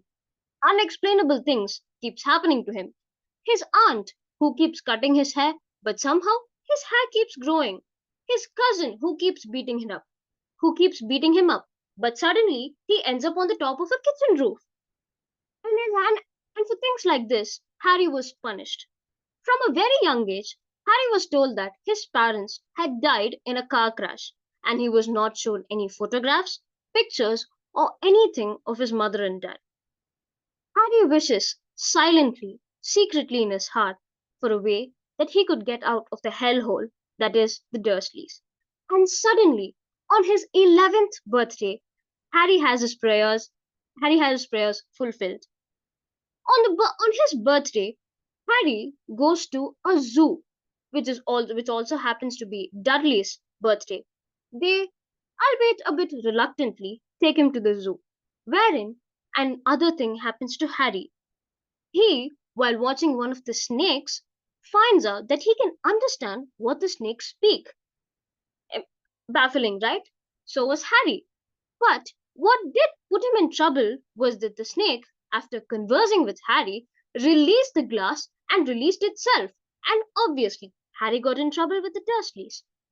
And just like this, Harry kept wondering what was wrong with him, and was he a freak, as he was called by several of his classmates. But suddenly, there comes a letter addressed to Harry Potter, Room Under the Stairs. Harry was baffled. Of course, no one knew that Harry lived here, or no one knew that Harry Potter even existed. And here it was a letter addressing him, even his room. But somehow, surprisingly, the Dursleys did not let him read the letter. They they they they hid one letter, they hid two letters, and they hid 10 letters. But somehow the chimney of their house was filled with letters, and Dursleys couldn't take it anymore. They went to a hotel and they were bombarded with letters. They went to their cousin's place. They were bombarded with letters. And finally they went to an island which was in the middle of nowhere. And yet again they were attacked with not a letter this time, but rather a giant called Rubius Hagrid. Rubius Hagrid, somehow 10-foot tall giant, enters inside the rock and introduces himself to Harry and a rather petrified Dursleys. Harry was baffled. He was confused. He looked at Hagrid and said, "How do you know me?" Hagrid was surprised. He was rather pissed off at the Dursleys for not revealing about his magical heritage to Harry, and hence Harry learns about his magical heritage as to how his own parents, James and Lily Potter, were wizards and witches. Hence comes the famous dialogues, "I'm a what?" To which Hagrid replies, "You're a wizard." Harry learns that he is a wizard and that sooner or later he will be away from the Dursleys, who, albeit reluctantly, let him go. Rubius Hagrid takes him on a rather fascinating journey where Harry goes into a telephone port of the modern day London, but rather ends up in the underground in a magical world called as the Wizarding World. The Wizarding World was something completely unknown to Harry, but thanks to Hagrid, he gets to know that Gringotts, which is the wizard's bank, that he is rich and that his parents did not abandon him. He buys money. He also gets the stuff that he has to go for his school, Hogwarts. Harry Potter has gotten his admission into Hogwarts School of Witchcraft and Wizardry. Harry buys all his supplies.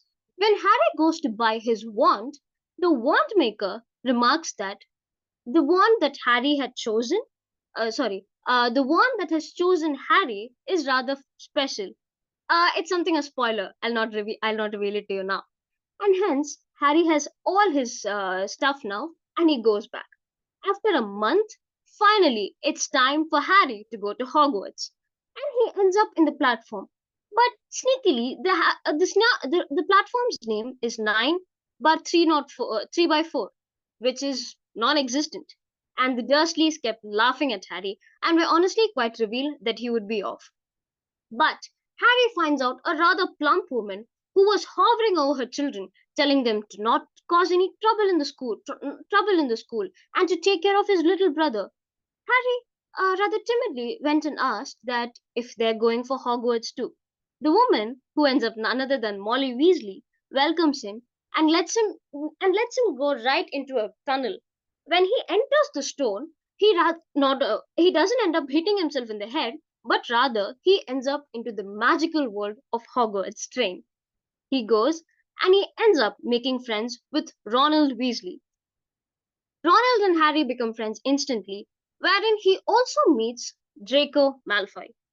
Draco Malfoy does try to befriend Harry, but Harry, used to being hurt by bullies all over his life, instantly recognizes that Malfoy is also one, and immediately rejects his friendship and stand by his friend Ronald Weasley, in spite of Ron being economically in a lower status than himself and also Draco. By this, J.K. Rowling also shows us that friendship is more important than economics sometimes.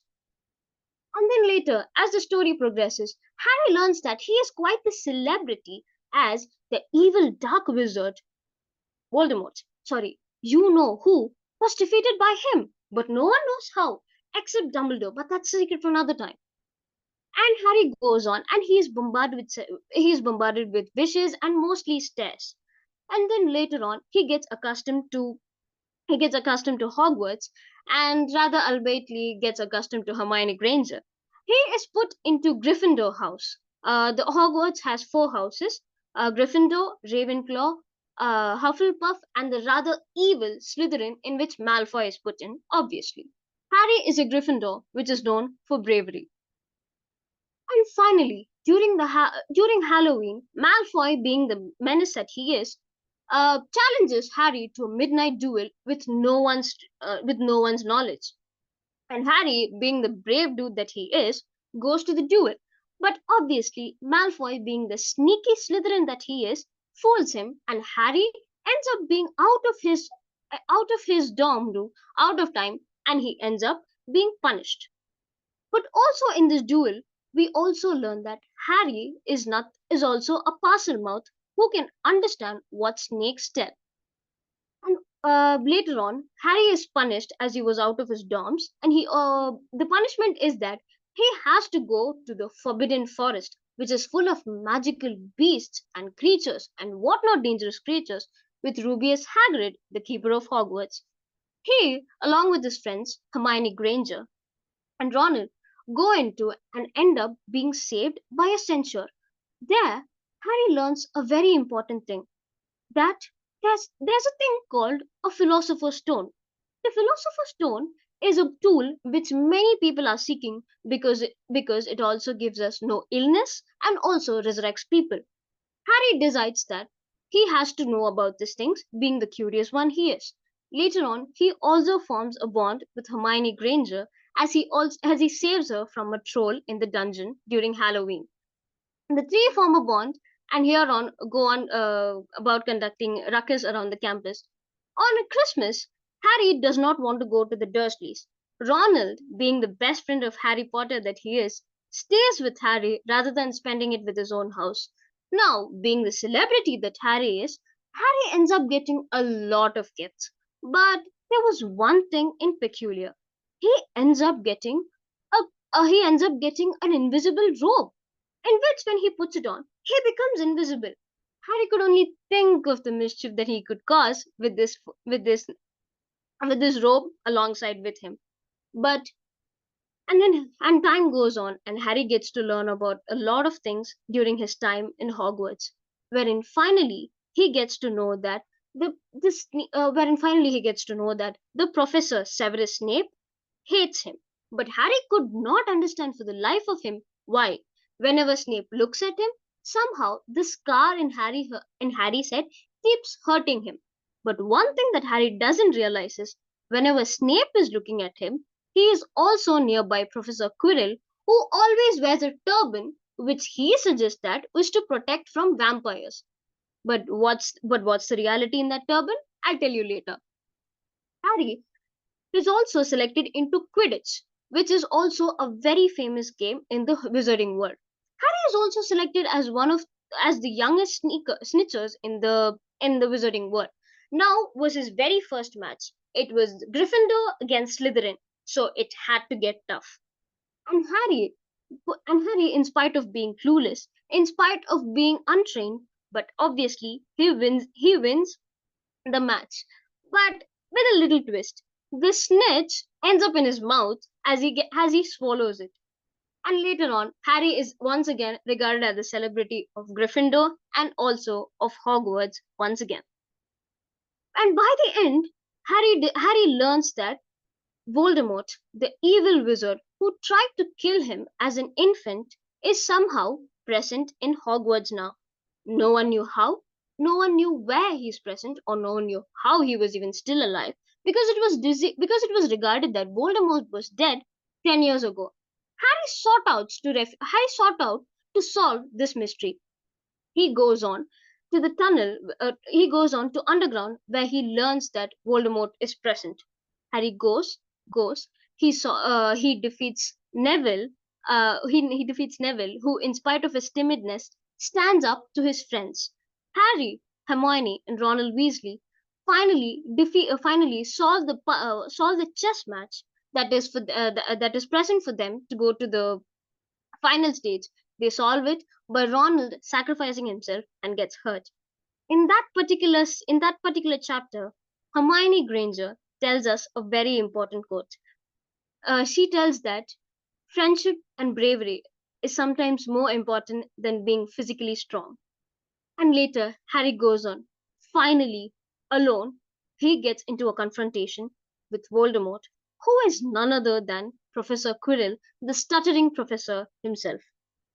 Inside his turban was Voldemort himself. Harry confronts him. Harry was clueless as to why he had to go through all this suffering, and yet Voldemort tries to kill him. But the moment Harry touches Voldemort, that is Professor Quirrell, he burns and he dies. Voldemort, who saw Professor Quirrell's greed, leaves his body. Harry, who was tired by exhaustion, faints. Finally, when finally Harry wakes up in the medical bed, Professor Dumbledore reveals him everything as to why Harry was hurt and how Voldemort couldn't hurt Harry because his mother, Lily Potter, when Voldemort killed them, had cast a spell on Harry by her love, using it as a final chance to save her son from the evil son. So, and that's the reason why Dumbledore had put him in the Dursleys' house because the blood of the relatives was the one that protected him. Harry feels safe, but also a little bit skeptical of everything. But at the end of the day, Harry realizes that Hogwarts was his home because even at the end of the summer vacation, even if he was going to the Dursleys' house, Harry decides that Hogwarts was his home. Now, this book obviously got a lot of critics and acclaims, but most of it was extremely positive. Times of India regarded that it made a whole new generation to start reading and that it was fun and imaginative. And the critics also suggested that it was a new way for kids and also for young adults to get into fantasy and stuff. And thank you.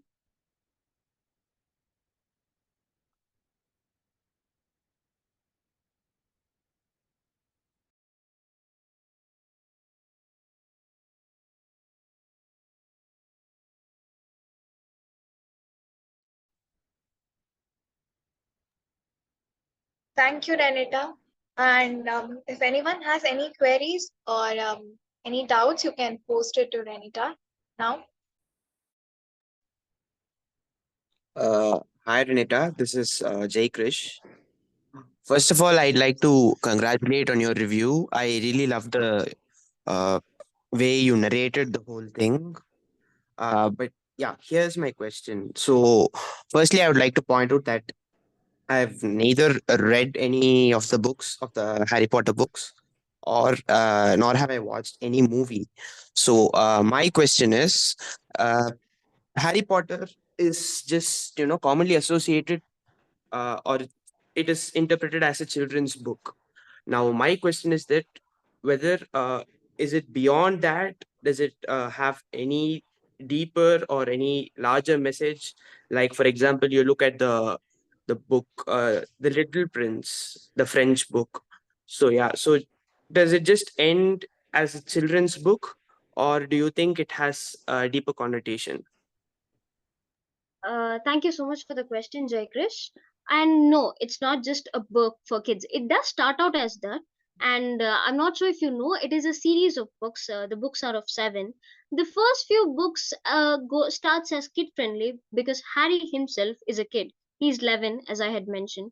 And the book starts with very minimalistic issues. In the first book, Harry, but also even for a kid's book, it is extremely violent and focuses on certain mature issues.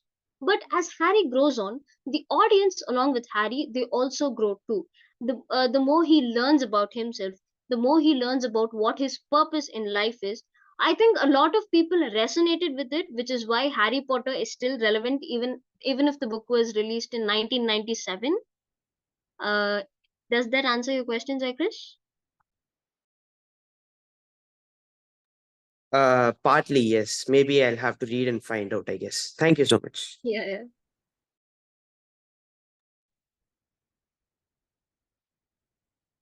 Hi, Renita. You Hi, also, Rose. yeah. See, your presentation was awesome. Like, my question is, like, have you read all Harry Potter books? No, not everything. I have read until Prisoner of Azkaban, which is my personal favorite. I've read until now, and the rest of it I've seen only the movies. But I know does what happened in the books because I've read it like partially. Yeah, fine. So my question is like, Mhm. why do you think Harry Potter is so popular? One is that it gives people a sense of belonging because I mean, come on, who doesn't want to go to a school where they can do magic, where they can make things float, and where they can just roam around in the snow and everything. But it's also one of the things which makes them feel like belonged, and it also is based on real human emotions at the end of the day. Even Yeah, if it was fine. based on the wizarding world or the good and evil and all that, even the good and evil for that matter, it's something which is so human. Like it is something that we battle every day. We face conflicts. We face like, should I do this, should I do this? And I think it's the fact that it was based on something so real, on human emotions rather than the philosopher's stone. Yes, the philosopher's stone is integral, but why did people chase over it? It was for greed, that it gave them immortality, that it made them basically immune to all diseases. And I think it's the fact that Harry Potter uses real and raw emotions that what makes people attracted to them. Yeah, fine. So one more question, sorry. Yes, Like, do you think Harry Potter is violent? The movie, like maybe the entire series, is it violent? I think the violence is needed. It is quite violent, yes, and I think they try to tone it. The earlier movies, if you see, or even the books for that matter, it is as toned down as possible. But obviously, in the last movies, they can't show a battle without, Yeah, taking without rocks violence, and we everything. can we And I cannot be think the shown. violence is needed because at the end of the day, even if it is based on a magic world, it gives a sense of realism that Yeah, fine. Harry at the end of the in the book, I'm sorry if it's any spoilers for anyone, I'm so sorry.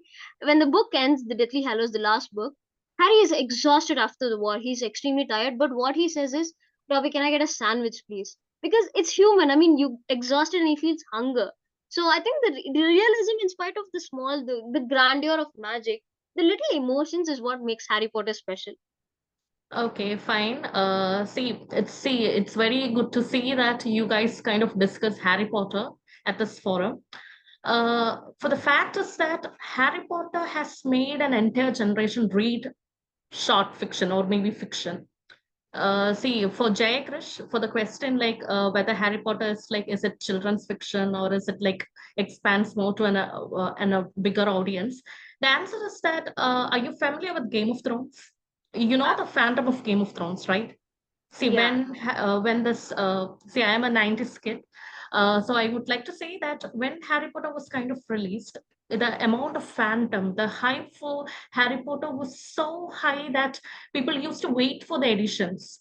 So we were in that generation, so we could really relate to Harry Potter. And for Jayakrish, See, if you read Harry Potter, you will definitely get transported into a different world, a magical world. Only if you read, you will understand. If you kind of watch the movies, obviously in the movies, there are like, obviously the essence of the novel is there in the movies.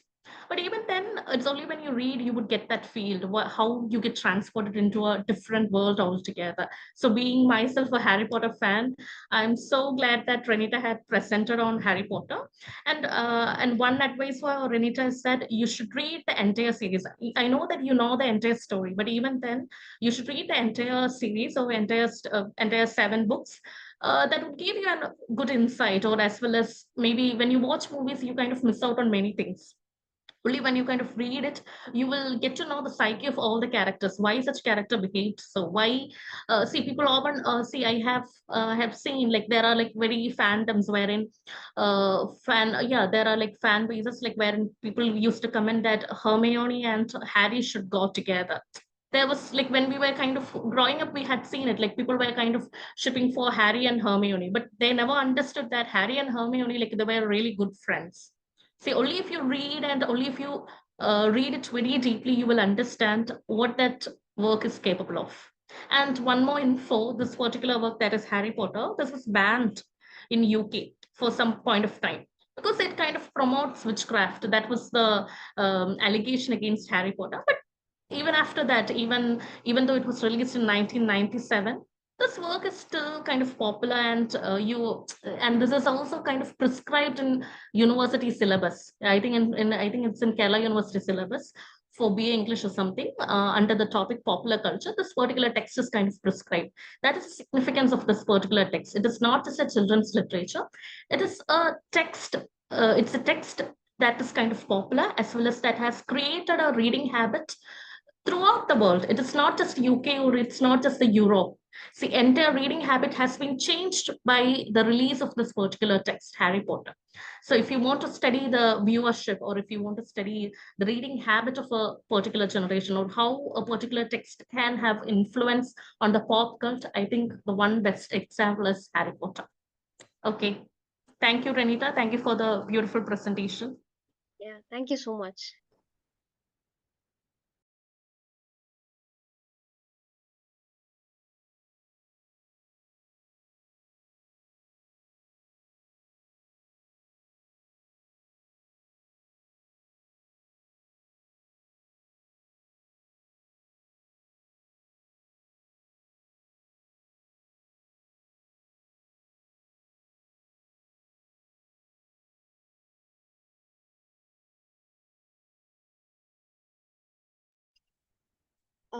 Thank you so much to the reviewers. You did a wonderful job. And thank you so much, Chippy ma'am. Actually, our chief guest for today is actually Miss Chippy Rose Lal, and she is a research scholar in SRMIST Ramapuram. So thank you so much, ma'am, for your contribution and, for such wonderful questions and your discussion on the book. So it was wonderful and really, really enriching. Also, ma'am, I would like to say, even I am like, I am a Potterhead. Usually, these days, there is a little bit of, how to say, mixed reaction to that, but I'll always be proud of it because Harry Potter was my childhood. I literally read the book series in my school library. They had it, luckily. And then I saw the movies as well. So literally, I'm like hearing you say about the shipping and everything literally made like gave me flashbacks. I would like to add, interestingly, there is another ship. Even people who haven't, I think, read the book, but I think people who may have seen the movies, they wish that Draco, he deserved a redemption, and he got with Hermione. So it's like a fan fiction of sort. The name is Dramione. Like when people ship two people, they merge the name, right? So literally, yeah, there is that. So yeah, ma'am. So thank you so much.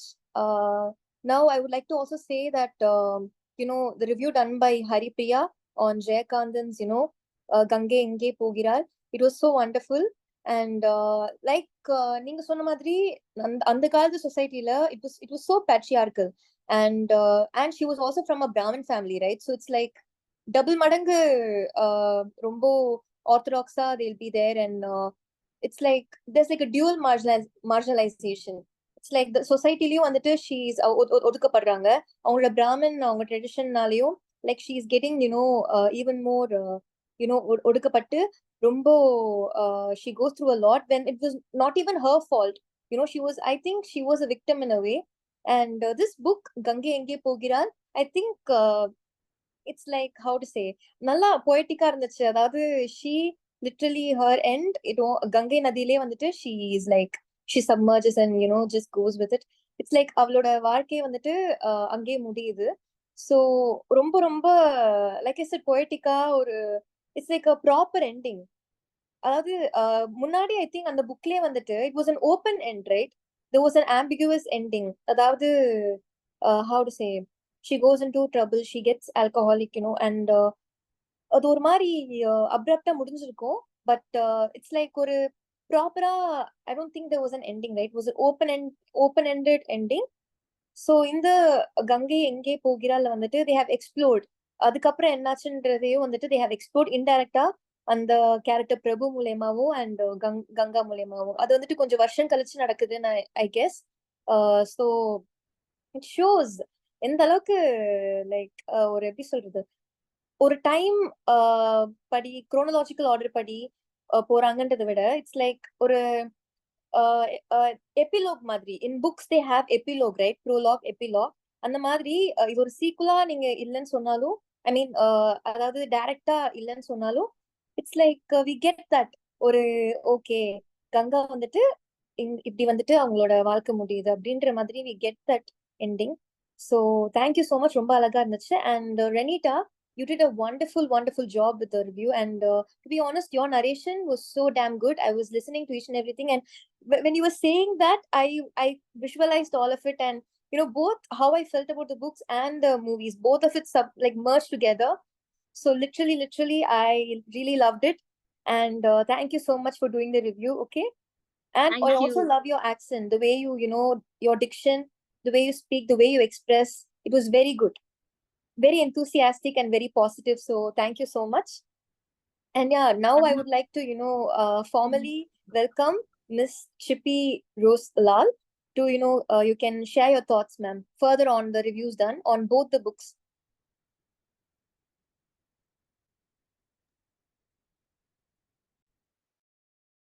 So good evening, guys. First of all, let me thank the organizers for making me part of this particular book review.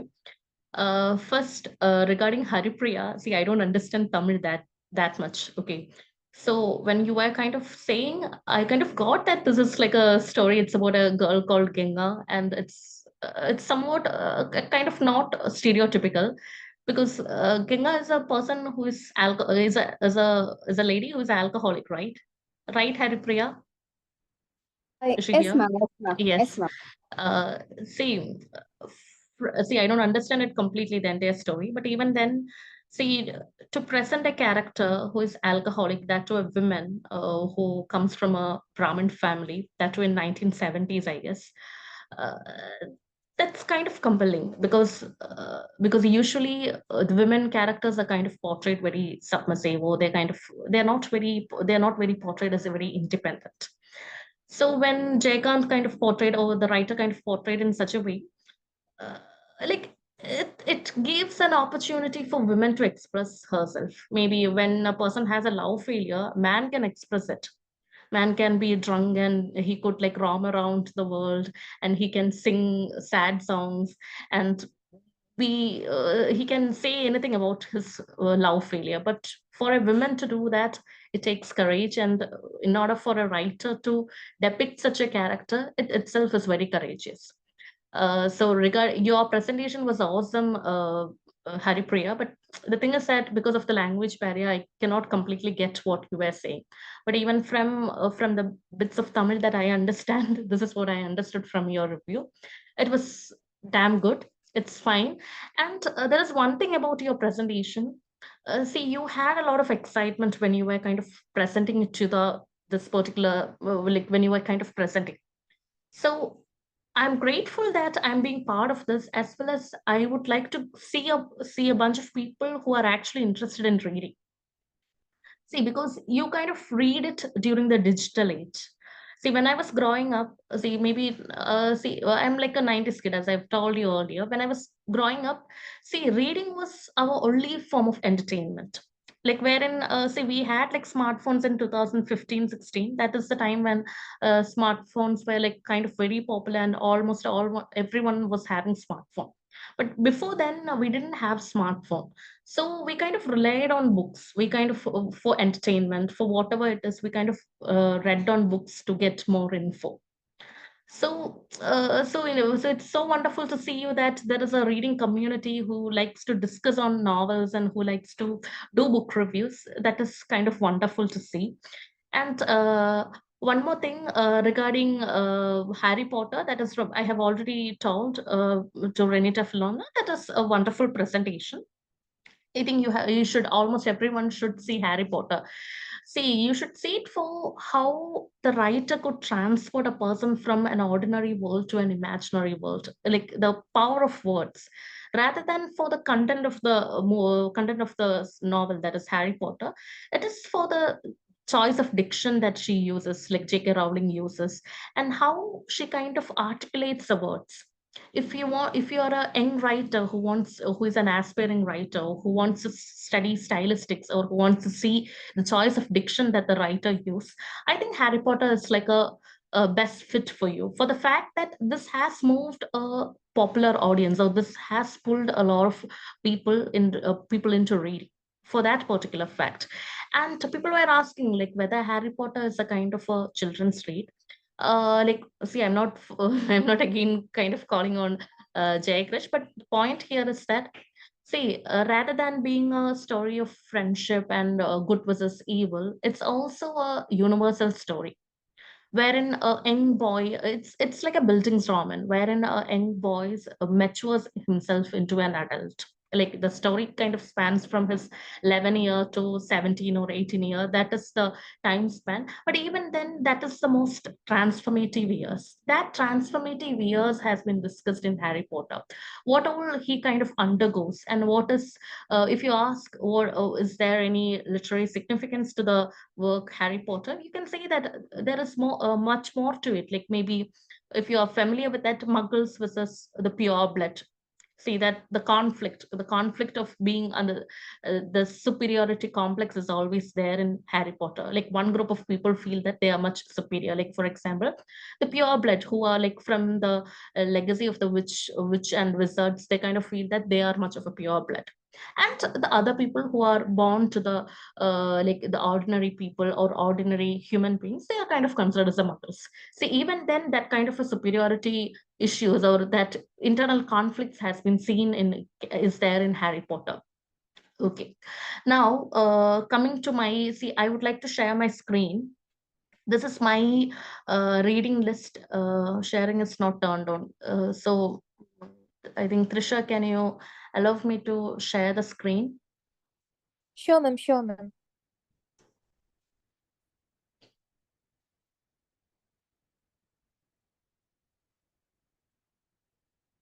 Okay, in between, see, I'm a research scholar. Right now, I'm at SRM. I'm kind of working on refugee narratives.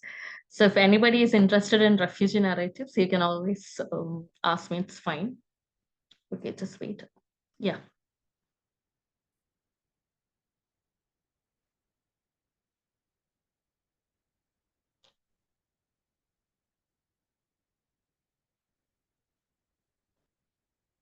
Okay. See, I have given, I think, more like a 7 works. This is like, if you find it interesting, or if you're in search of a work that you want to read, then you can definitely go for the first one, that is The Great Gatsby by Scott Fitzgerald. This is a American novel which is set on the background of American Dream. Like, is this prescribed in your syllabus, The Great Gatsby? Not very, maybe, if it is not. Ma'am, I am in Loyola right now, and it is prescribed in our BA syllabus. Yeah, fine. So you might have read this novel, right? Great Gatsby. I've read it and I watched the movie too. Yeah, fine. So, so the actually this movie is set based on this American Dream, and this is basically a love story. And if you're a great fan of romances, and if you're like into classics, you can read Great Gatsby. Then one more thing, if you are finding yourself very, see, it is very difficult to read nowadays. So there is no need for you to fit into, or there is no need for you to read into a particular category. If you like romances, you can read on romances. Then only your reading habit would improve. You can definitely read on anything. That is my point here. There is no such thing as you have to read on classics. You can read on pop cult. See, I have seen in academia, like people would often ridicule people who kind of read Chetan Bhagat. People would say that that is kind of very it's too filmy, and it is kind of a vulgar, not vulgar, but I would say something that is very pop cult. But there is no such thing as that. When you kind of read, there is no such thing like you have to read this particular thing or this novel, you have to read the classics of English. There is no such thing. You can always go and read, because we kind of ridicule Chetan Bhagat, or we kind of ridicule the people who read Chetan Bhagat. But think of it, in even in Delhi University, as part of pop culture syllabus, Chetan Bhagat's novels are kind of discussed. When something is kind of popular, it becomes part of pop cult. So we cannot say that if it is there in the popular, it is kind of inferior on anything. If you're a reader, you can read on many things. There is no issue. There is no such thing as you have to read on the classics. Here, like even in my presentation, I am kind of I've given those texts which I have read during my degree days, and these texts are considered as classic. See, you should read on pop cult, but also keep in mind that you should read such textbook. Like you should have a open eye towards world literature. See, for example, when Haripriya was discussing, she was talking about Tamil literature, about a writer that is Jayakant. See, you have to read both. You have to read both your native tongue, as well as, maybe since you're studying English, you have to read English novels also. The point for the fact that why you should read in your native tongue is that, see, whatever we say, English is a second language, and English is being something that you understand very well. But when you read something in your native tongue, it hits you very deeply. Because I am a Keralite, and when I read Malayalam novels, it kind of gives me a feeling that no other language can give me. So when you say that you are a reader, make sure that you try to read almost all, see, whatever languages that you know. Maybe you might be familiar with two languages, maybe Tamil and maybe English. Try reading in Tamil as well as try reading in English, so that it would give you a different point of view. See, when in Tamil people are kind of discussing, they would be discussing on a different socio-cultural scenario. In English, it's entirely the opposite. Now, the second one, this is again another classic, that is Anna Karenina by Leo Tolstoy. This is Russian literature. Again, this particular text, that is Anna Karenina, it kind of, when you read this textbook, it kind of asks you whether a person should have morals, or how, like, who decides morality for you. So Russian literature, see, there is this particular work by Virginia Woolf, that is modern fiction, like wherein she kind of describes, so where she kind of compares English writers as and Russian writers. And she kind of says that when it comes to English writers, they kind of focus on the social customs, or whatever exteriority is kind of focused in English novels. And when it comes to Russian novels, they kind of focus on the raw human emotions. So like they kind of focus on what is there inside. The interiority is kind of given significance in Russian in the novels of Russian writers. That is why Virginia Woolf kind of gives more importance to writers like Tolstoy, Dostoevsky, like Anton Chekhov. So if you ever get a chance to read Russian literature, you should read Russian literature. I think again this might be prescribed for you, or else if you're like a person who is very interested in reading passionate stories, then this is the one. See, I have picked those stories which I have read, and something that have deeply moved me. Okay, so this is not like a very perfect reading list for you. If you find it, if you're very passionate about romances, if you're passionate about human emotions, these are the reads for you. Now, the third one, that is Jane I by Charlotte Bronte. See, as a woman, I find this text very motivating, as well as I find this text very interesting. This is one of the classics. It is a classic, okay. And it's about an independent lady called Jane Eyre and how she navigates her life in Victorian society. If you are a student of literature, English literature, then definitely this is there. This should be there in your reading list. Now, next one again, this is also again the classic, that is Tess of the D'Urbervilles, which is written by Thomas Hardy. So have you ever read Thomas Hardy? Is this prescribed for you, Thomas Hardy's Tess of the D'Urbervilles? Yes. Somewhere? Is it prescribed? Ma'am, but we Actually, did ma'am, read Mayor of Casterbridge. Sorry, can you repeat? Ma'am, we What's the didn't read Test of the D'Urbervilles, but we did read Thomas Hardy's Mayor of Casterbridge. Yeah, fine. See if you are a ma'am, Hardy. also this is Trisha. I had reviewed this book, ma'am, Tess of the D'Urbervilles by Thomas Hardy in a former, forum. So yeah, Yeah, ma'am. yeah. See, if you are if you are a literature student, or if you are like a very voracious reader who wants to read a novel on human fate, like how fate plays an important role in our day-to-day life, then this is a work, Tess of the D'Urbervilles, wherein again, like human psyche is kind of described and explained. And this is a story of a Tess. Uh, and most of the novels that I have chosen, except for Great Gatsby, almost all are from a feminine point of view. So, being a woman, I kind of find this book very interesting as well as very moving. Okay, next one. This is English Patient by Michael Ondaatje. Has anyone read this particular work, The English Patient? Michael Ondaatje's The English Not Patient. really, ma'am, but I have seen the movie. Yeah, okay. Again, this was made into a movie and has won Oscars. This is again a wonderful read. If you are a fan of passionate love stories, this is the read for you. And this is also a classic. It is not just for being a love story that this is kind of popular. It is it is set on the background of World War II, and it talks about an extramarital affair. So like this novel, it carries how people kind of leave, what was the situation of people during the World War II.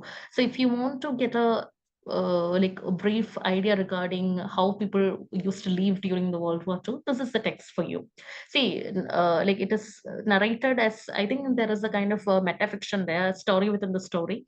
But then, if you're a person who is interested in such thing, English Patient would help you.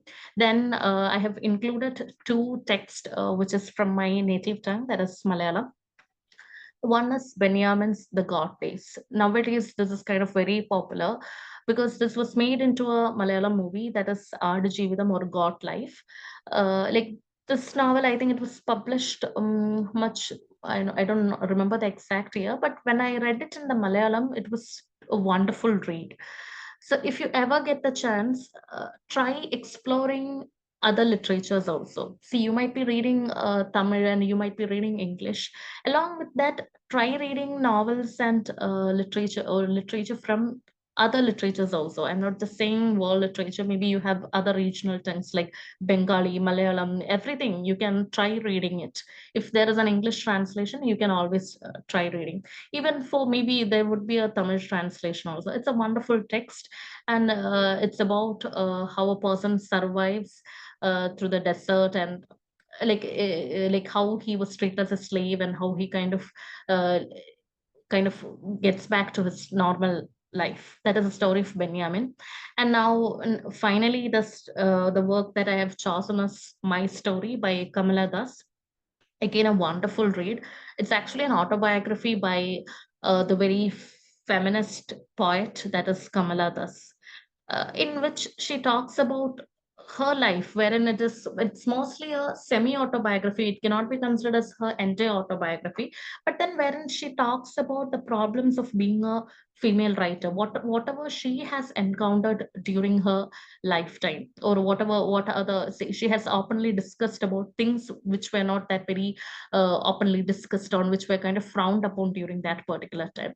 So this particular work, Kamala Das My Story, if you are a fan of autobiography, or if you're like a fan of if you're like a fan of feminist writing, then definitely My Story should be there in your list.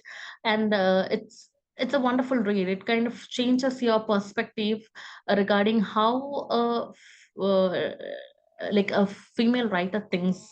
See, for example, when we say feminine writers, or sorry, feminist writers, we often see writers who vehemently opposes the patriarchal system.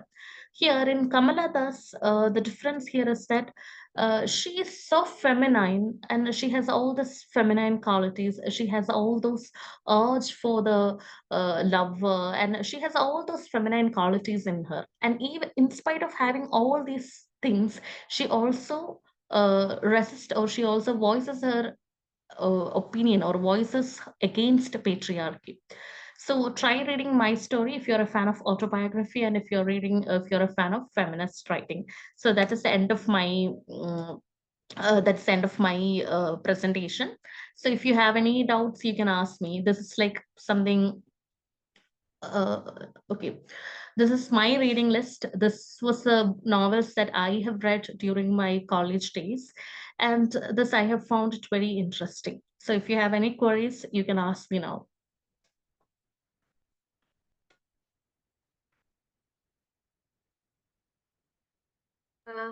Hi, Rose, if I could ask you something. Yeah, fine, fine. Out of the books that you've mentioned, which one is your favorite?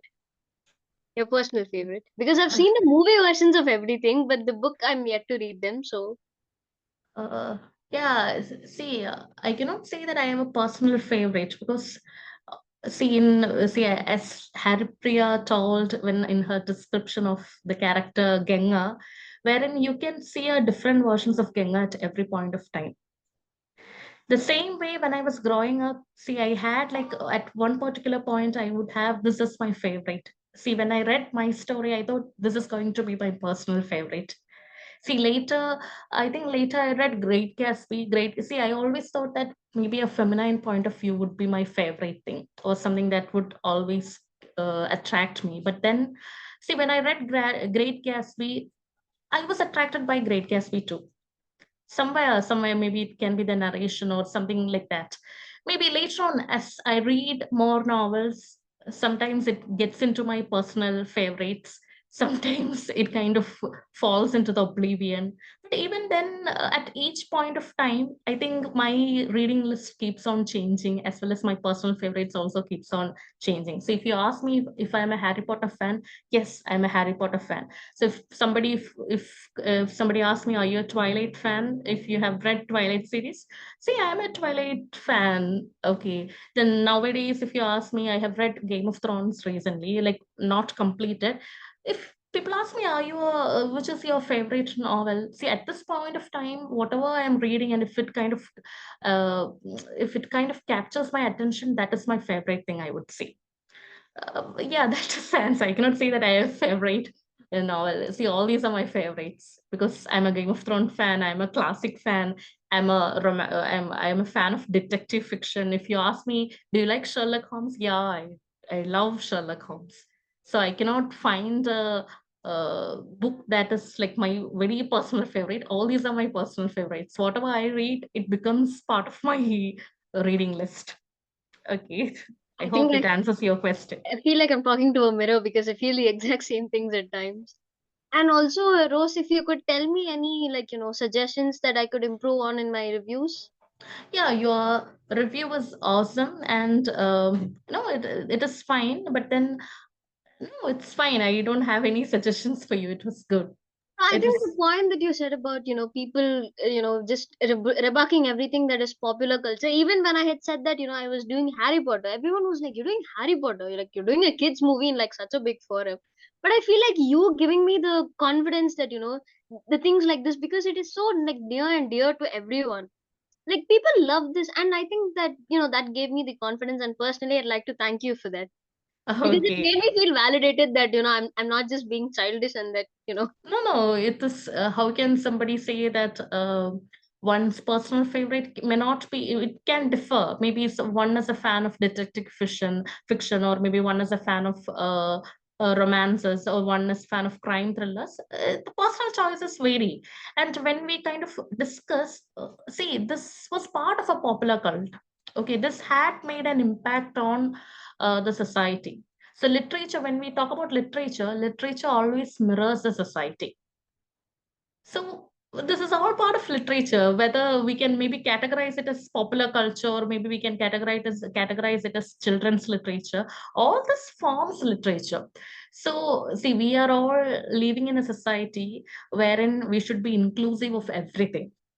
So when it comes to literature, when we say that these are the classics and these are the things that should be kept in the margins, see, we ourselves should practice that inclusivity. That is the point here. See, when we kind of say that, when we are discussing on Dalit literature, when we kind of discuss on queer literature, maybe lesbian literature, we always say that they are not always on the forefront. Okay, they are always marginalized. The same way when it comes to popular cult also, I think see, every you can discuss on everything. See, nowadays the research itself has been on various things. Maybe, for example, a lot of research has been done on cultural studies and popular cult, regarding the influence of popular cult on the media, means the influence of media, influence of popular cult on younger generation, on the contemporary society. So we should always make sure that we are inclusive of whatever literature that is coming in our way. See, we should not adhere to all those norms which has been set by our earlier people. Like, we should discuss novels, something that captures our attention, rather than satisfying an audience. It's always we should satisfy ourselves, and then then we should look for others satisfaction. Okay, that's it. thank you, Rose. Thank you. Yeah, ma'am, thank you so much for your appreciation, ma'am. Even though you didn't understand Tamil, you got it what I delivered. Thank you so much for your presence. And you mentioned that, yeah, I also read English novels, ma'am, and my favorite authors are like Vikram Seth, Chetan Bhagat, and then yeah, Abdul Kalam and Paulo Coelho. These are my favorite authors. Yeah, thank you so much, ma'am. And Trisha, thank you so much for your appreciation. It's worth to me. Yeah, thank you. See, Haripriya, I understand you, whatever you have presented, but not too much, I would say. But then I understand what is the crux of the story, that I got it. But then I cannot really understand what you are kind of saying it. But then I Exactly. got that. See, something that I really liked about is that how Ganga changes throughout her life. How I think Jayagant has presented it in throughout his novels. That I kind of relate to it, because when I was in my 20s, I was a different girl. When I am in like my 20 to 23, I was a different. Now now when I'm like a research scholar, my perspective is kind of different. So when you kind of say Jaya, somewhere I could relate to this Jaya. Sorry, Ganga. Okay, fine. Thank you, dear. Thank you for the good presentation. Thank you, ma'am.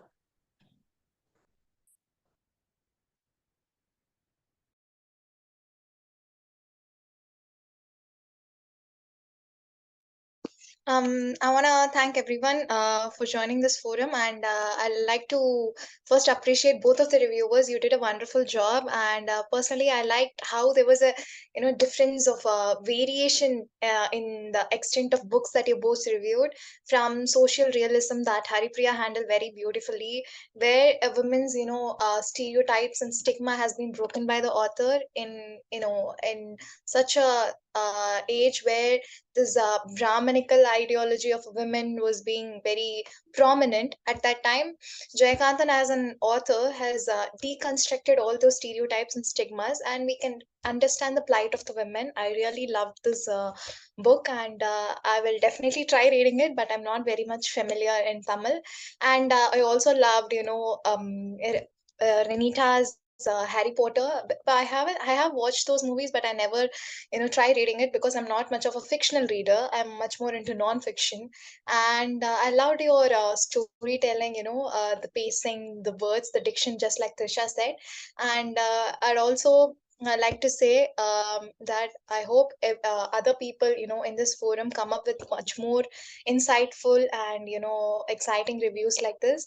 And I thank Chippy ma'am. She's always, even in college, she's always been there for us, even be it anything, if there is a doubt, or she will always try to pitch in ideas for us. She will encourage us to do this and do that. She always talks about reading comparative literature, that is, exploring literature from other language as well. And thanks for showing up today, ma'am. This is a personal thank you note. And now I'll call Trisha to give the vote of thanks. Thank you, Sashi. Also, like Sashi said, really, it's a huge pleasure to have you with us, ma'am. And I would say, even like Renita said, it's like, it was like a mirror. It's like when you were talking, right? Literally, you said everything I have read so far. Like I have read that Twilight franchise, and I've seen the movies as well, and I've also read Sherlock Holmes. And like you said, I have read those typical, they say it's a commercial novel and stuff like that. I understand that. At the same time, I'm also like a classic literature lover, and I've explored, French literature and even Russian literature. I have read, Dostoevsky's the Brothers Karamazov. I did a review on that in the, I think, the last forum. So like you said, there should be inclusivity and there should be openness, and people should learn to be non-judgmental and actually how to say, have an in-depth look into the books that they are claiming to be commercial. I'd say this is similar to how George Orwell's Animal Farm. It was it was literally, it became like part of children's fiction, but when in reality it spoke about the class structure, the hierarchy, which was prevalent in during the time of the Russian Revolution and everything. And it was such a brilliant work, but it was reduced to just children fiction. So I think that's the case with a lot of commercial books. So thank you for bringing forth that point. And yes, I'll like to thank the reviewers, and like to thank all the listeners who were patient and listening to the reviews and everything. Thank you so much, guys, and thank you again, Chippy ma'am, for accepting our invitation and gracing our event. So I would like to thank my core committee members, Sashi, Haripriya, and Jai Krish. Without these people, it would have been a very difficult journey, and Wisdom Arcadia wouldn't be what it is now. So thank you, guys, and yes, I would also like to give a shout out to Olivanan sir. Like, thank you so much, Olivanan sir. He's always been the supporter for our community. So forever grateful to you, sir. So yes, thank you all. Thank you so much.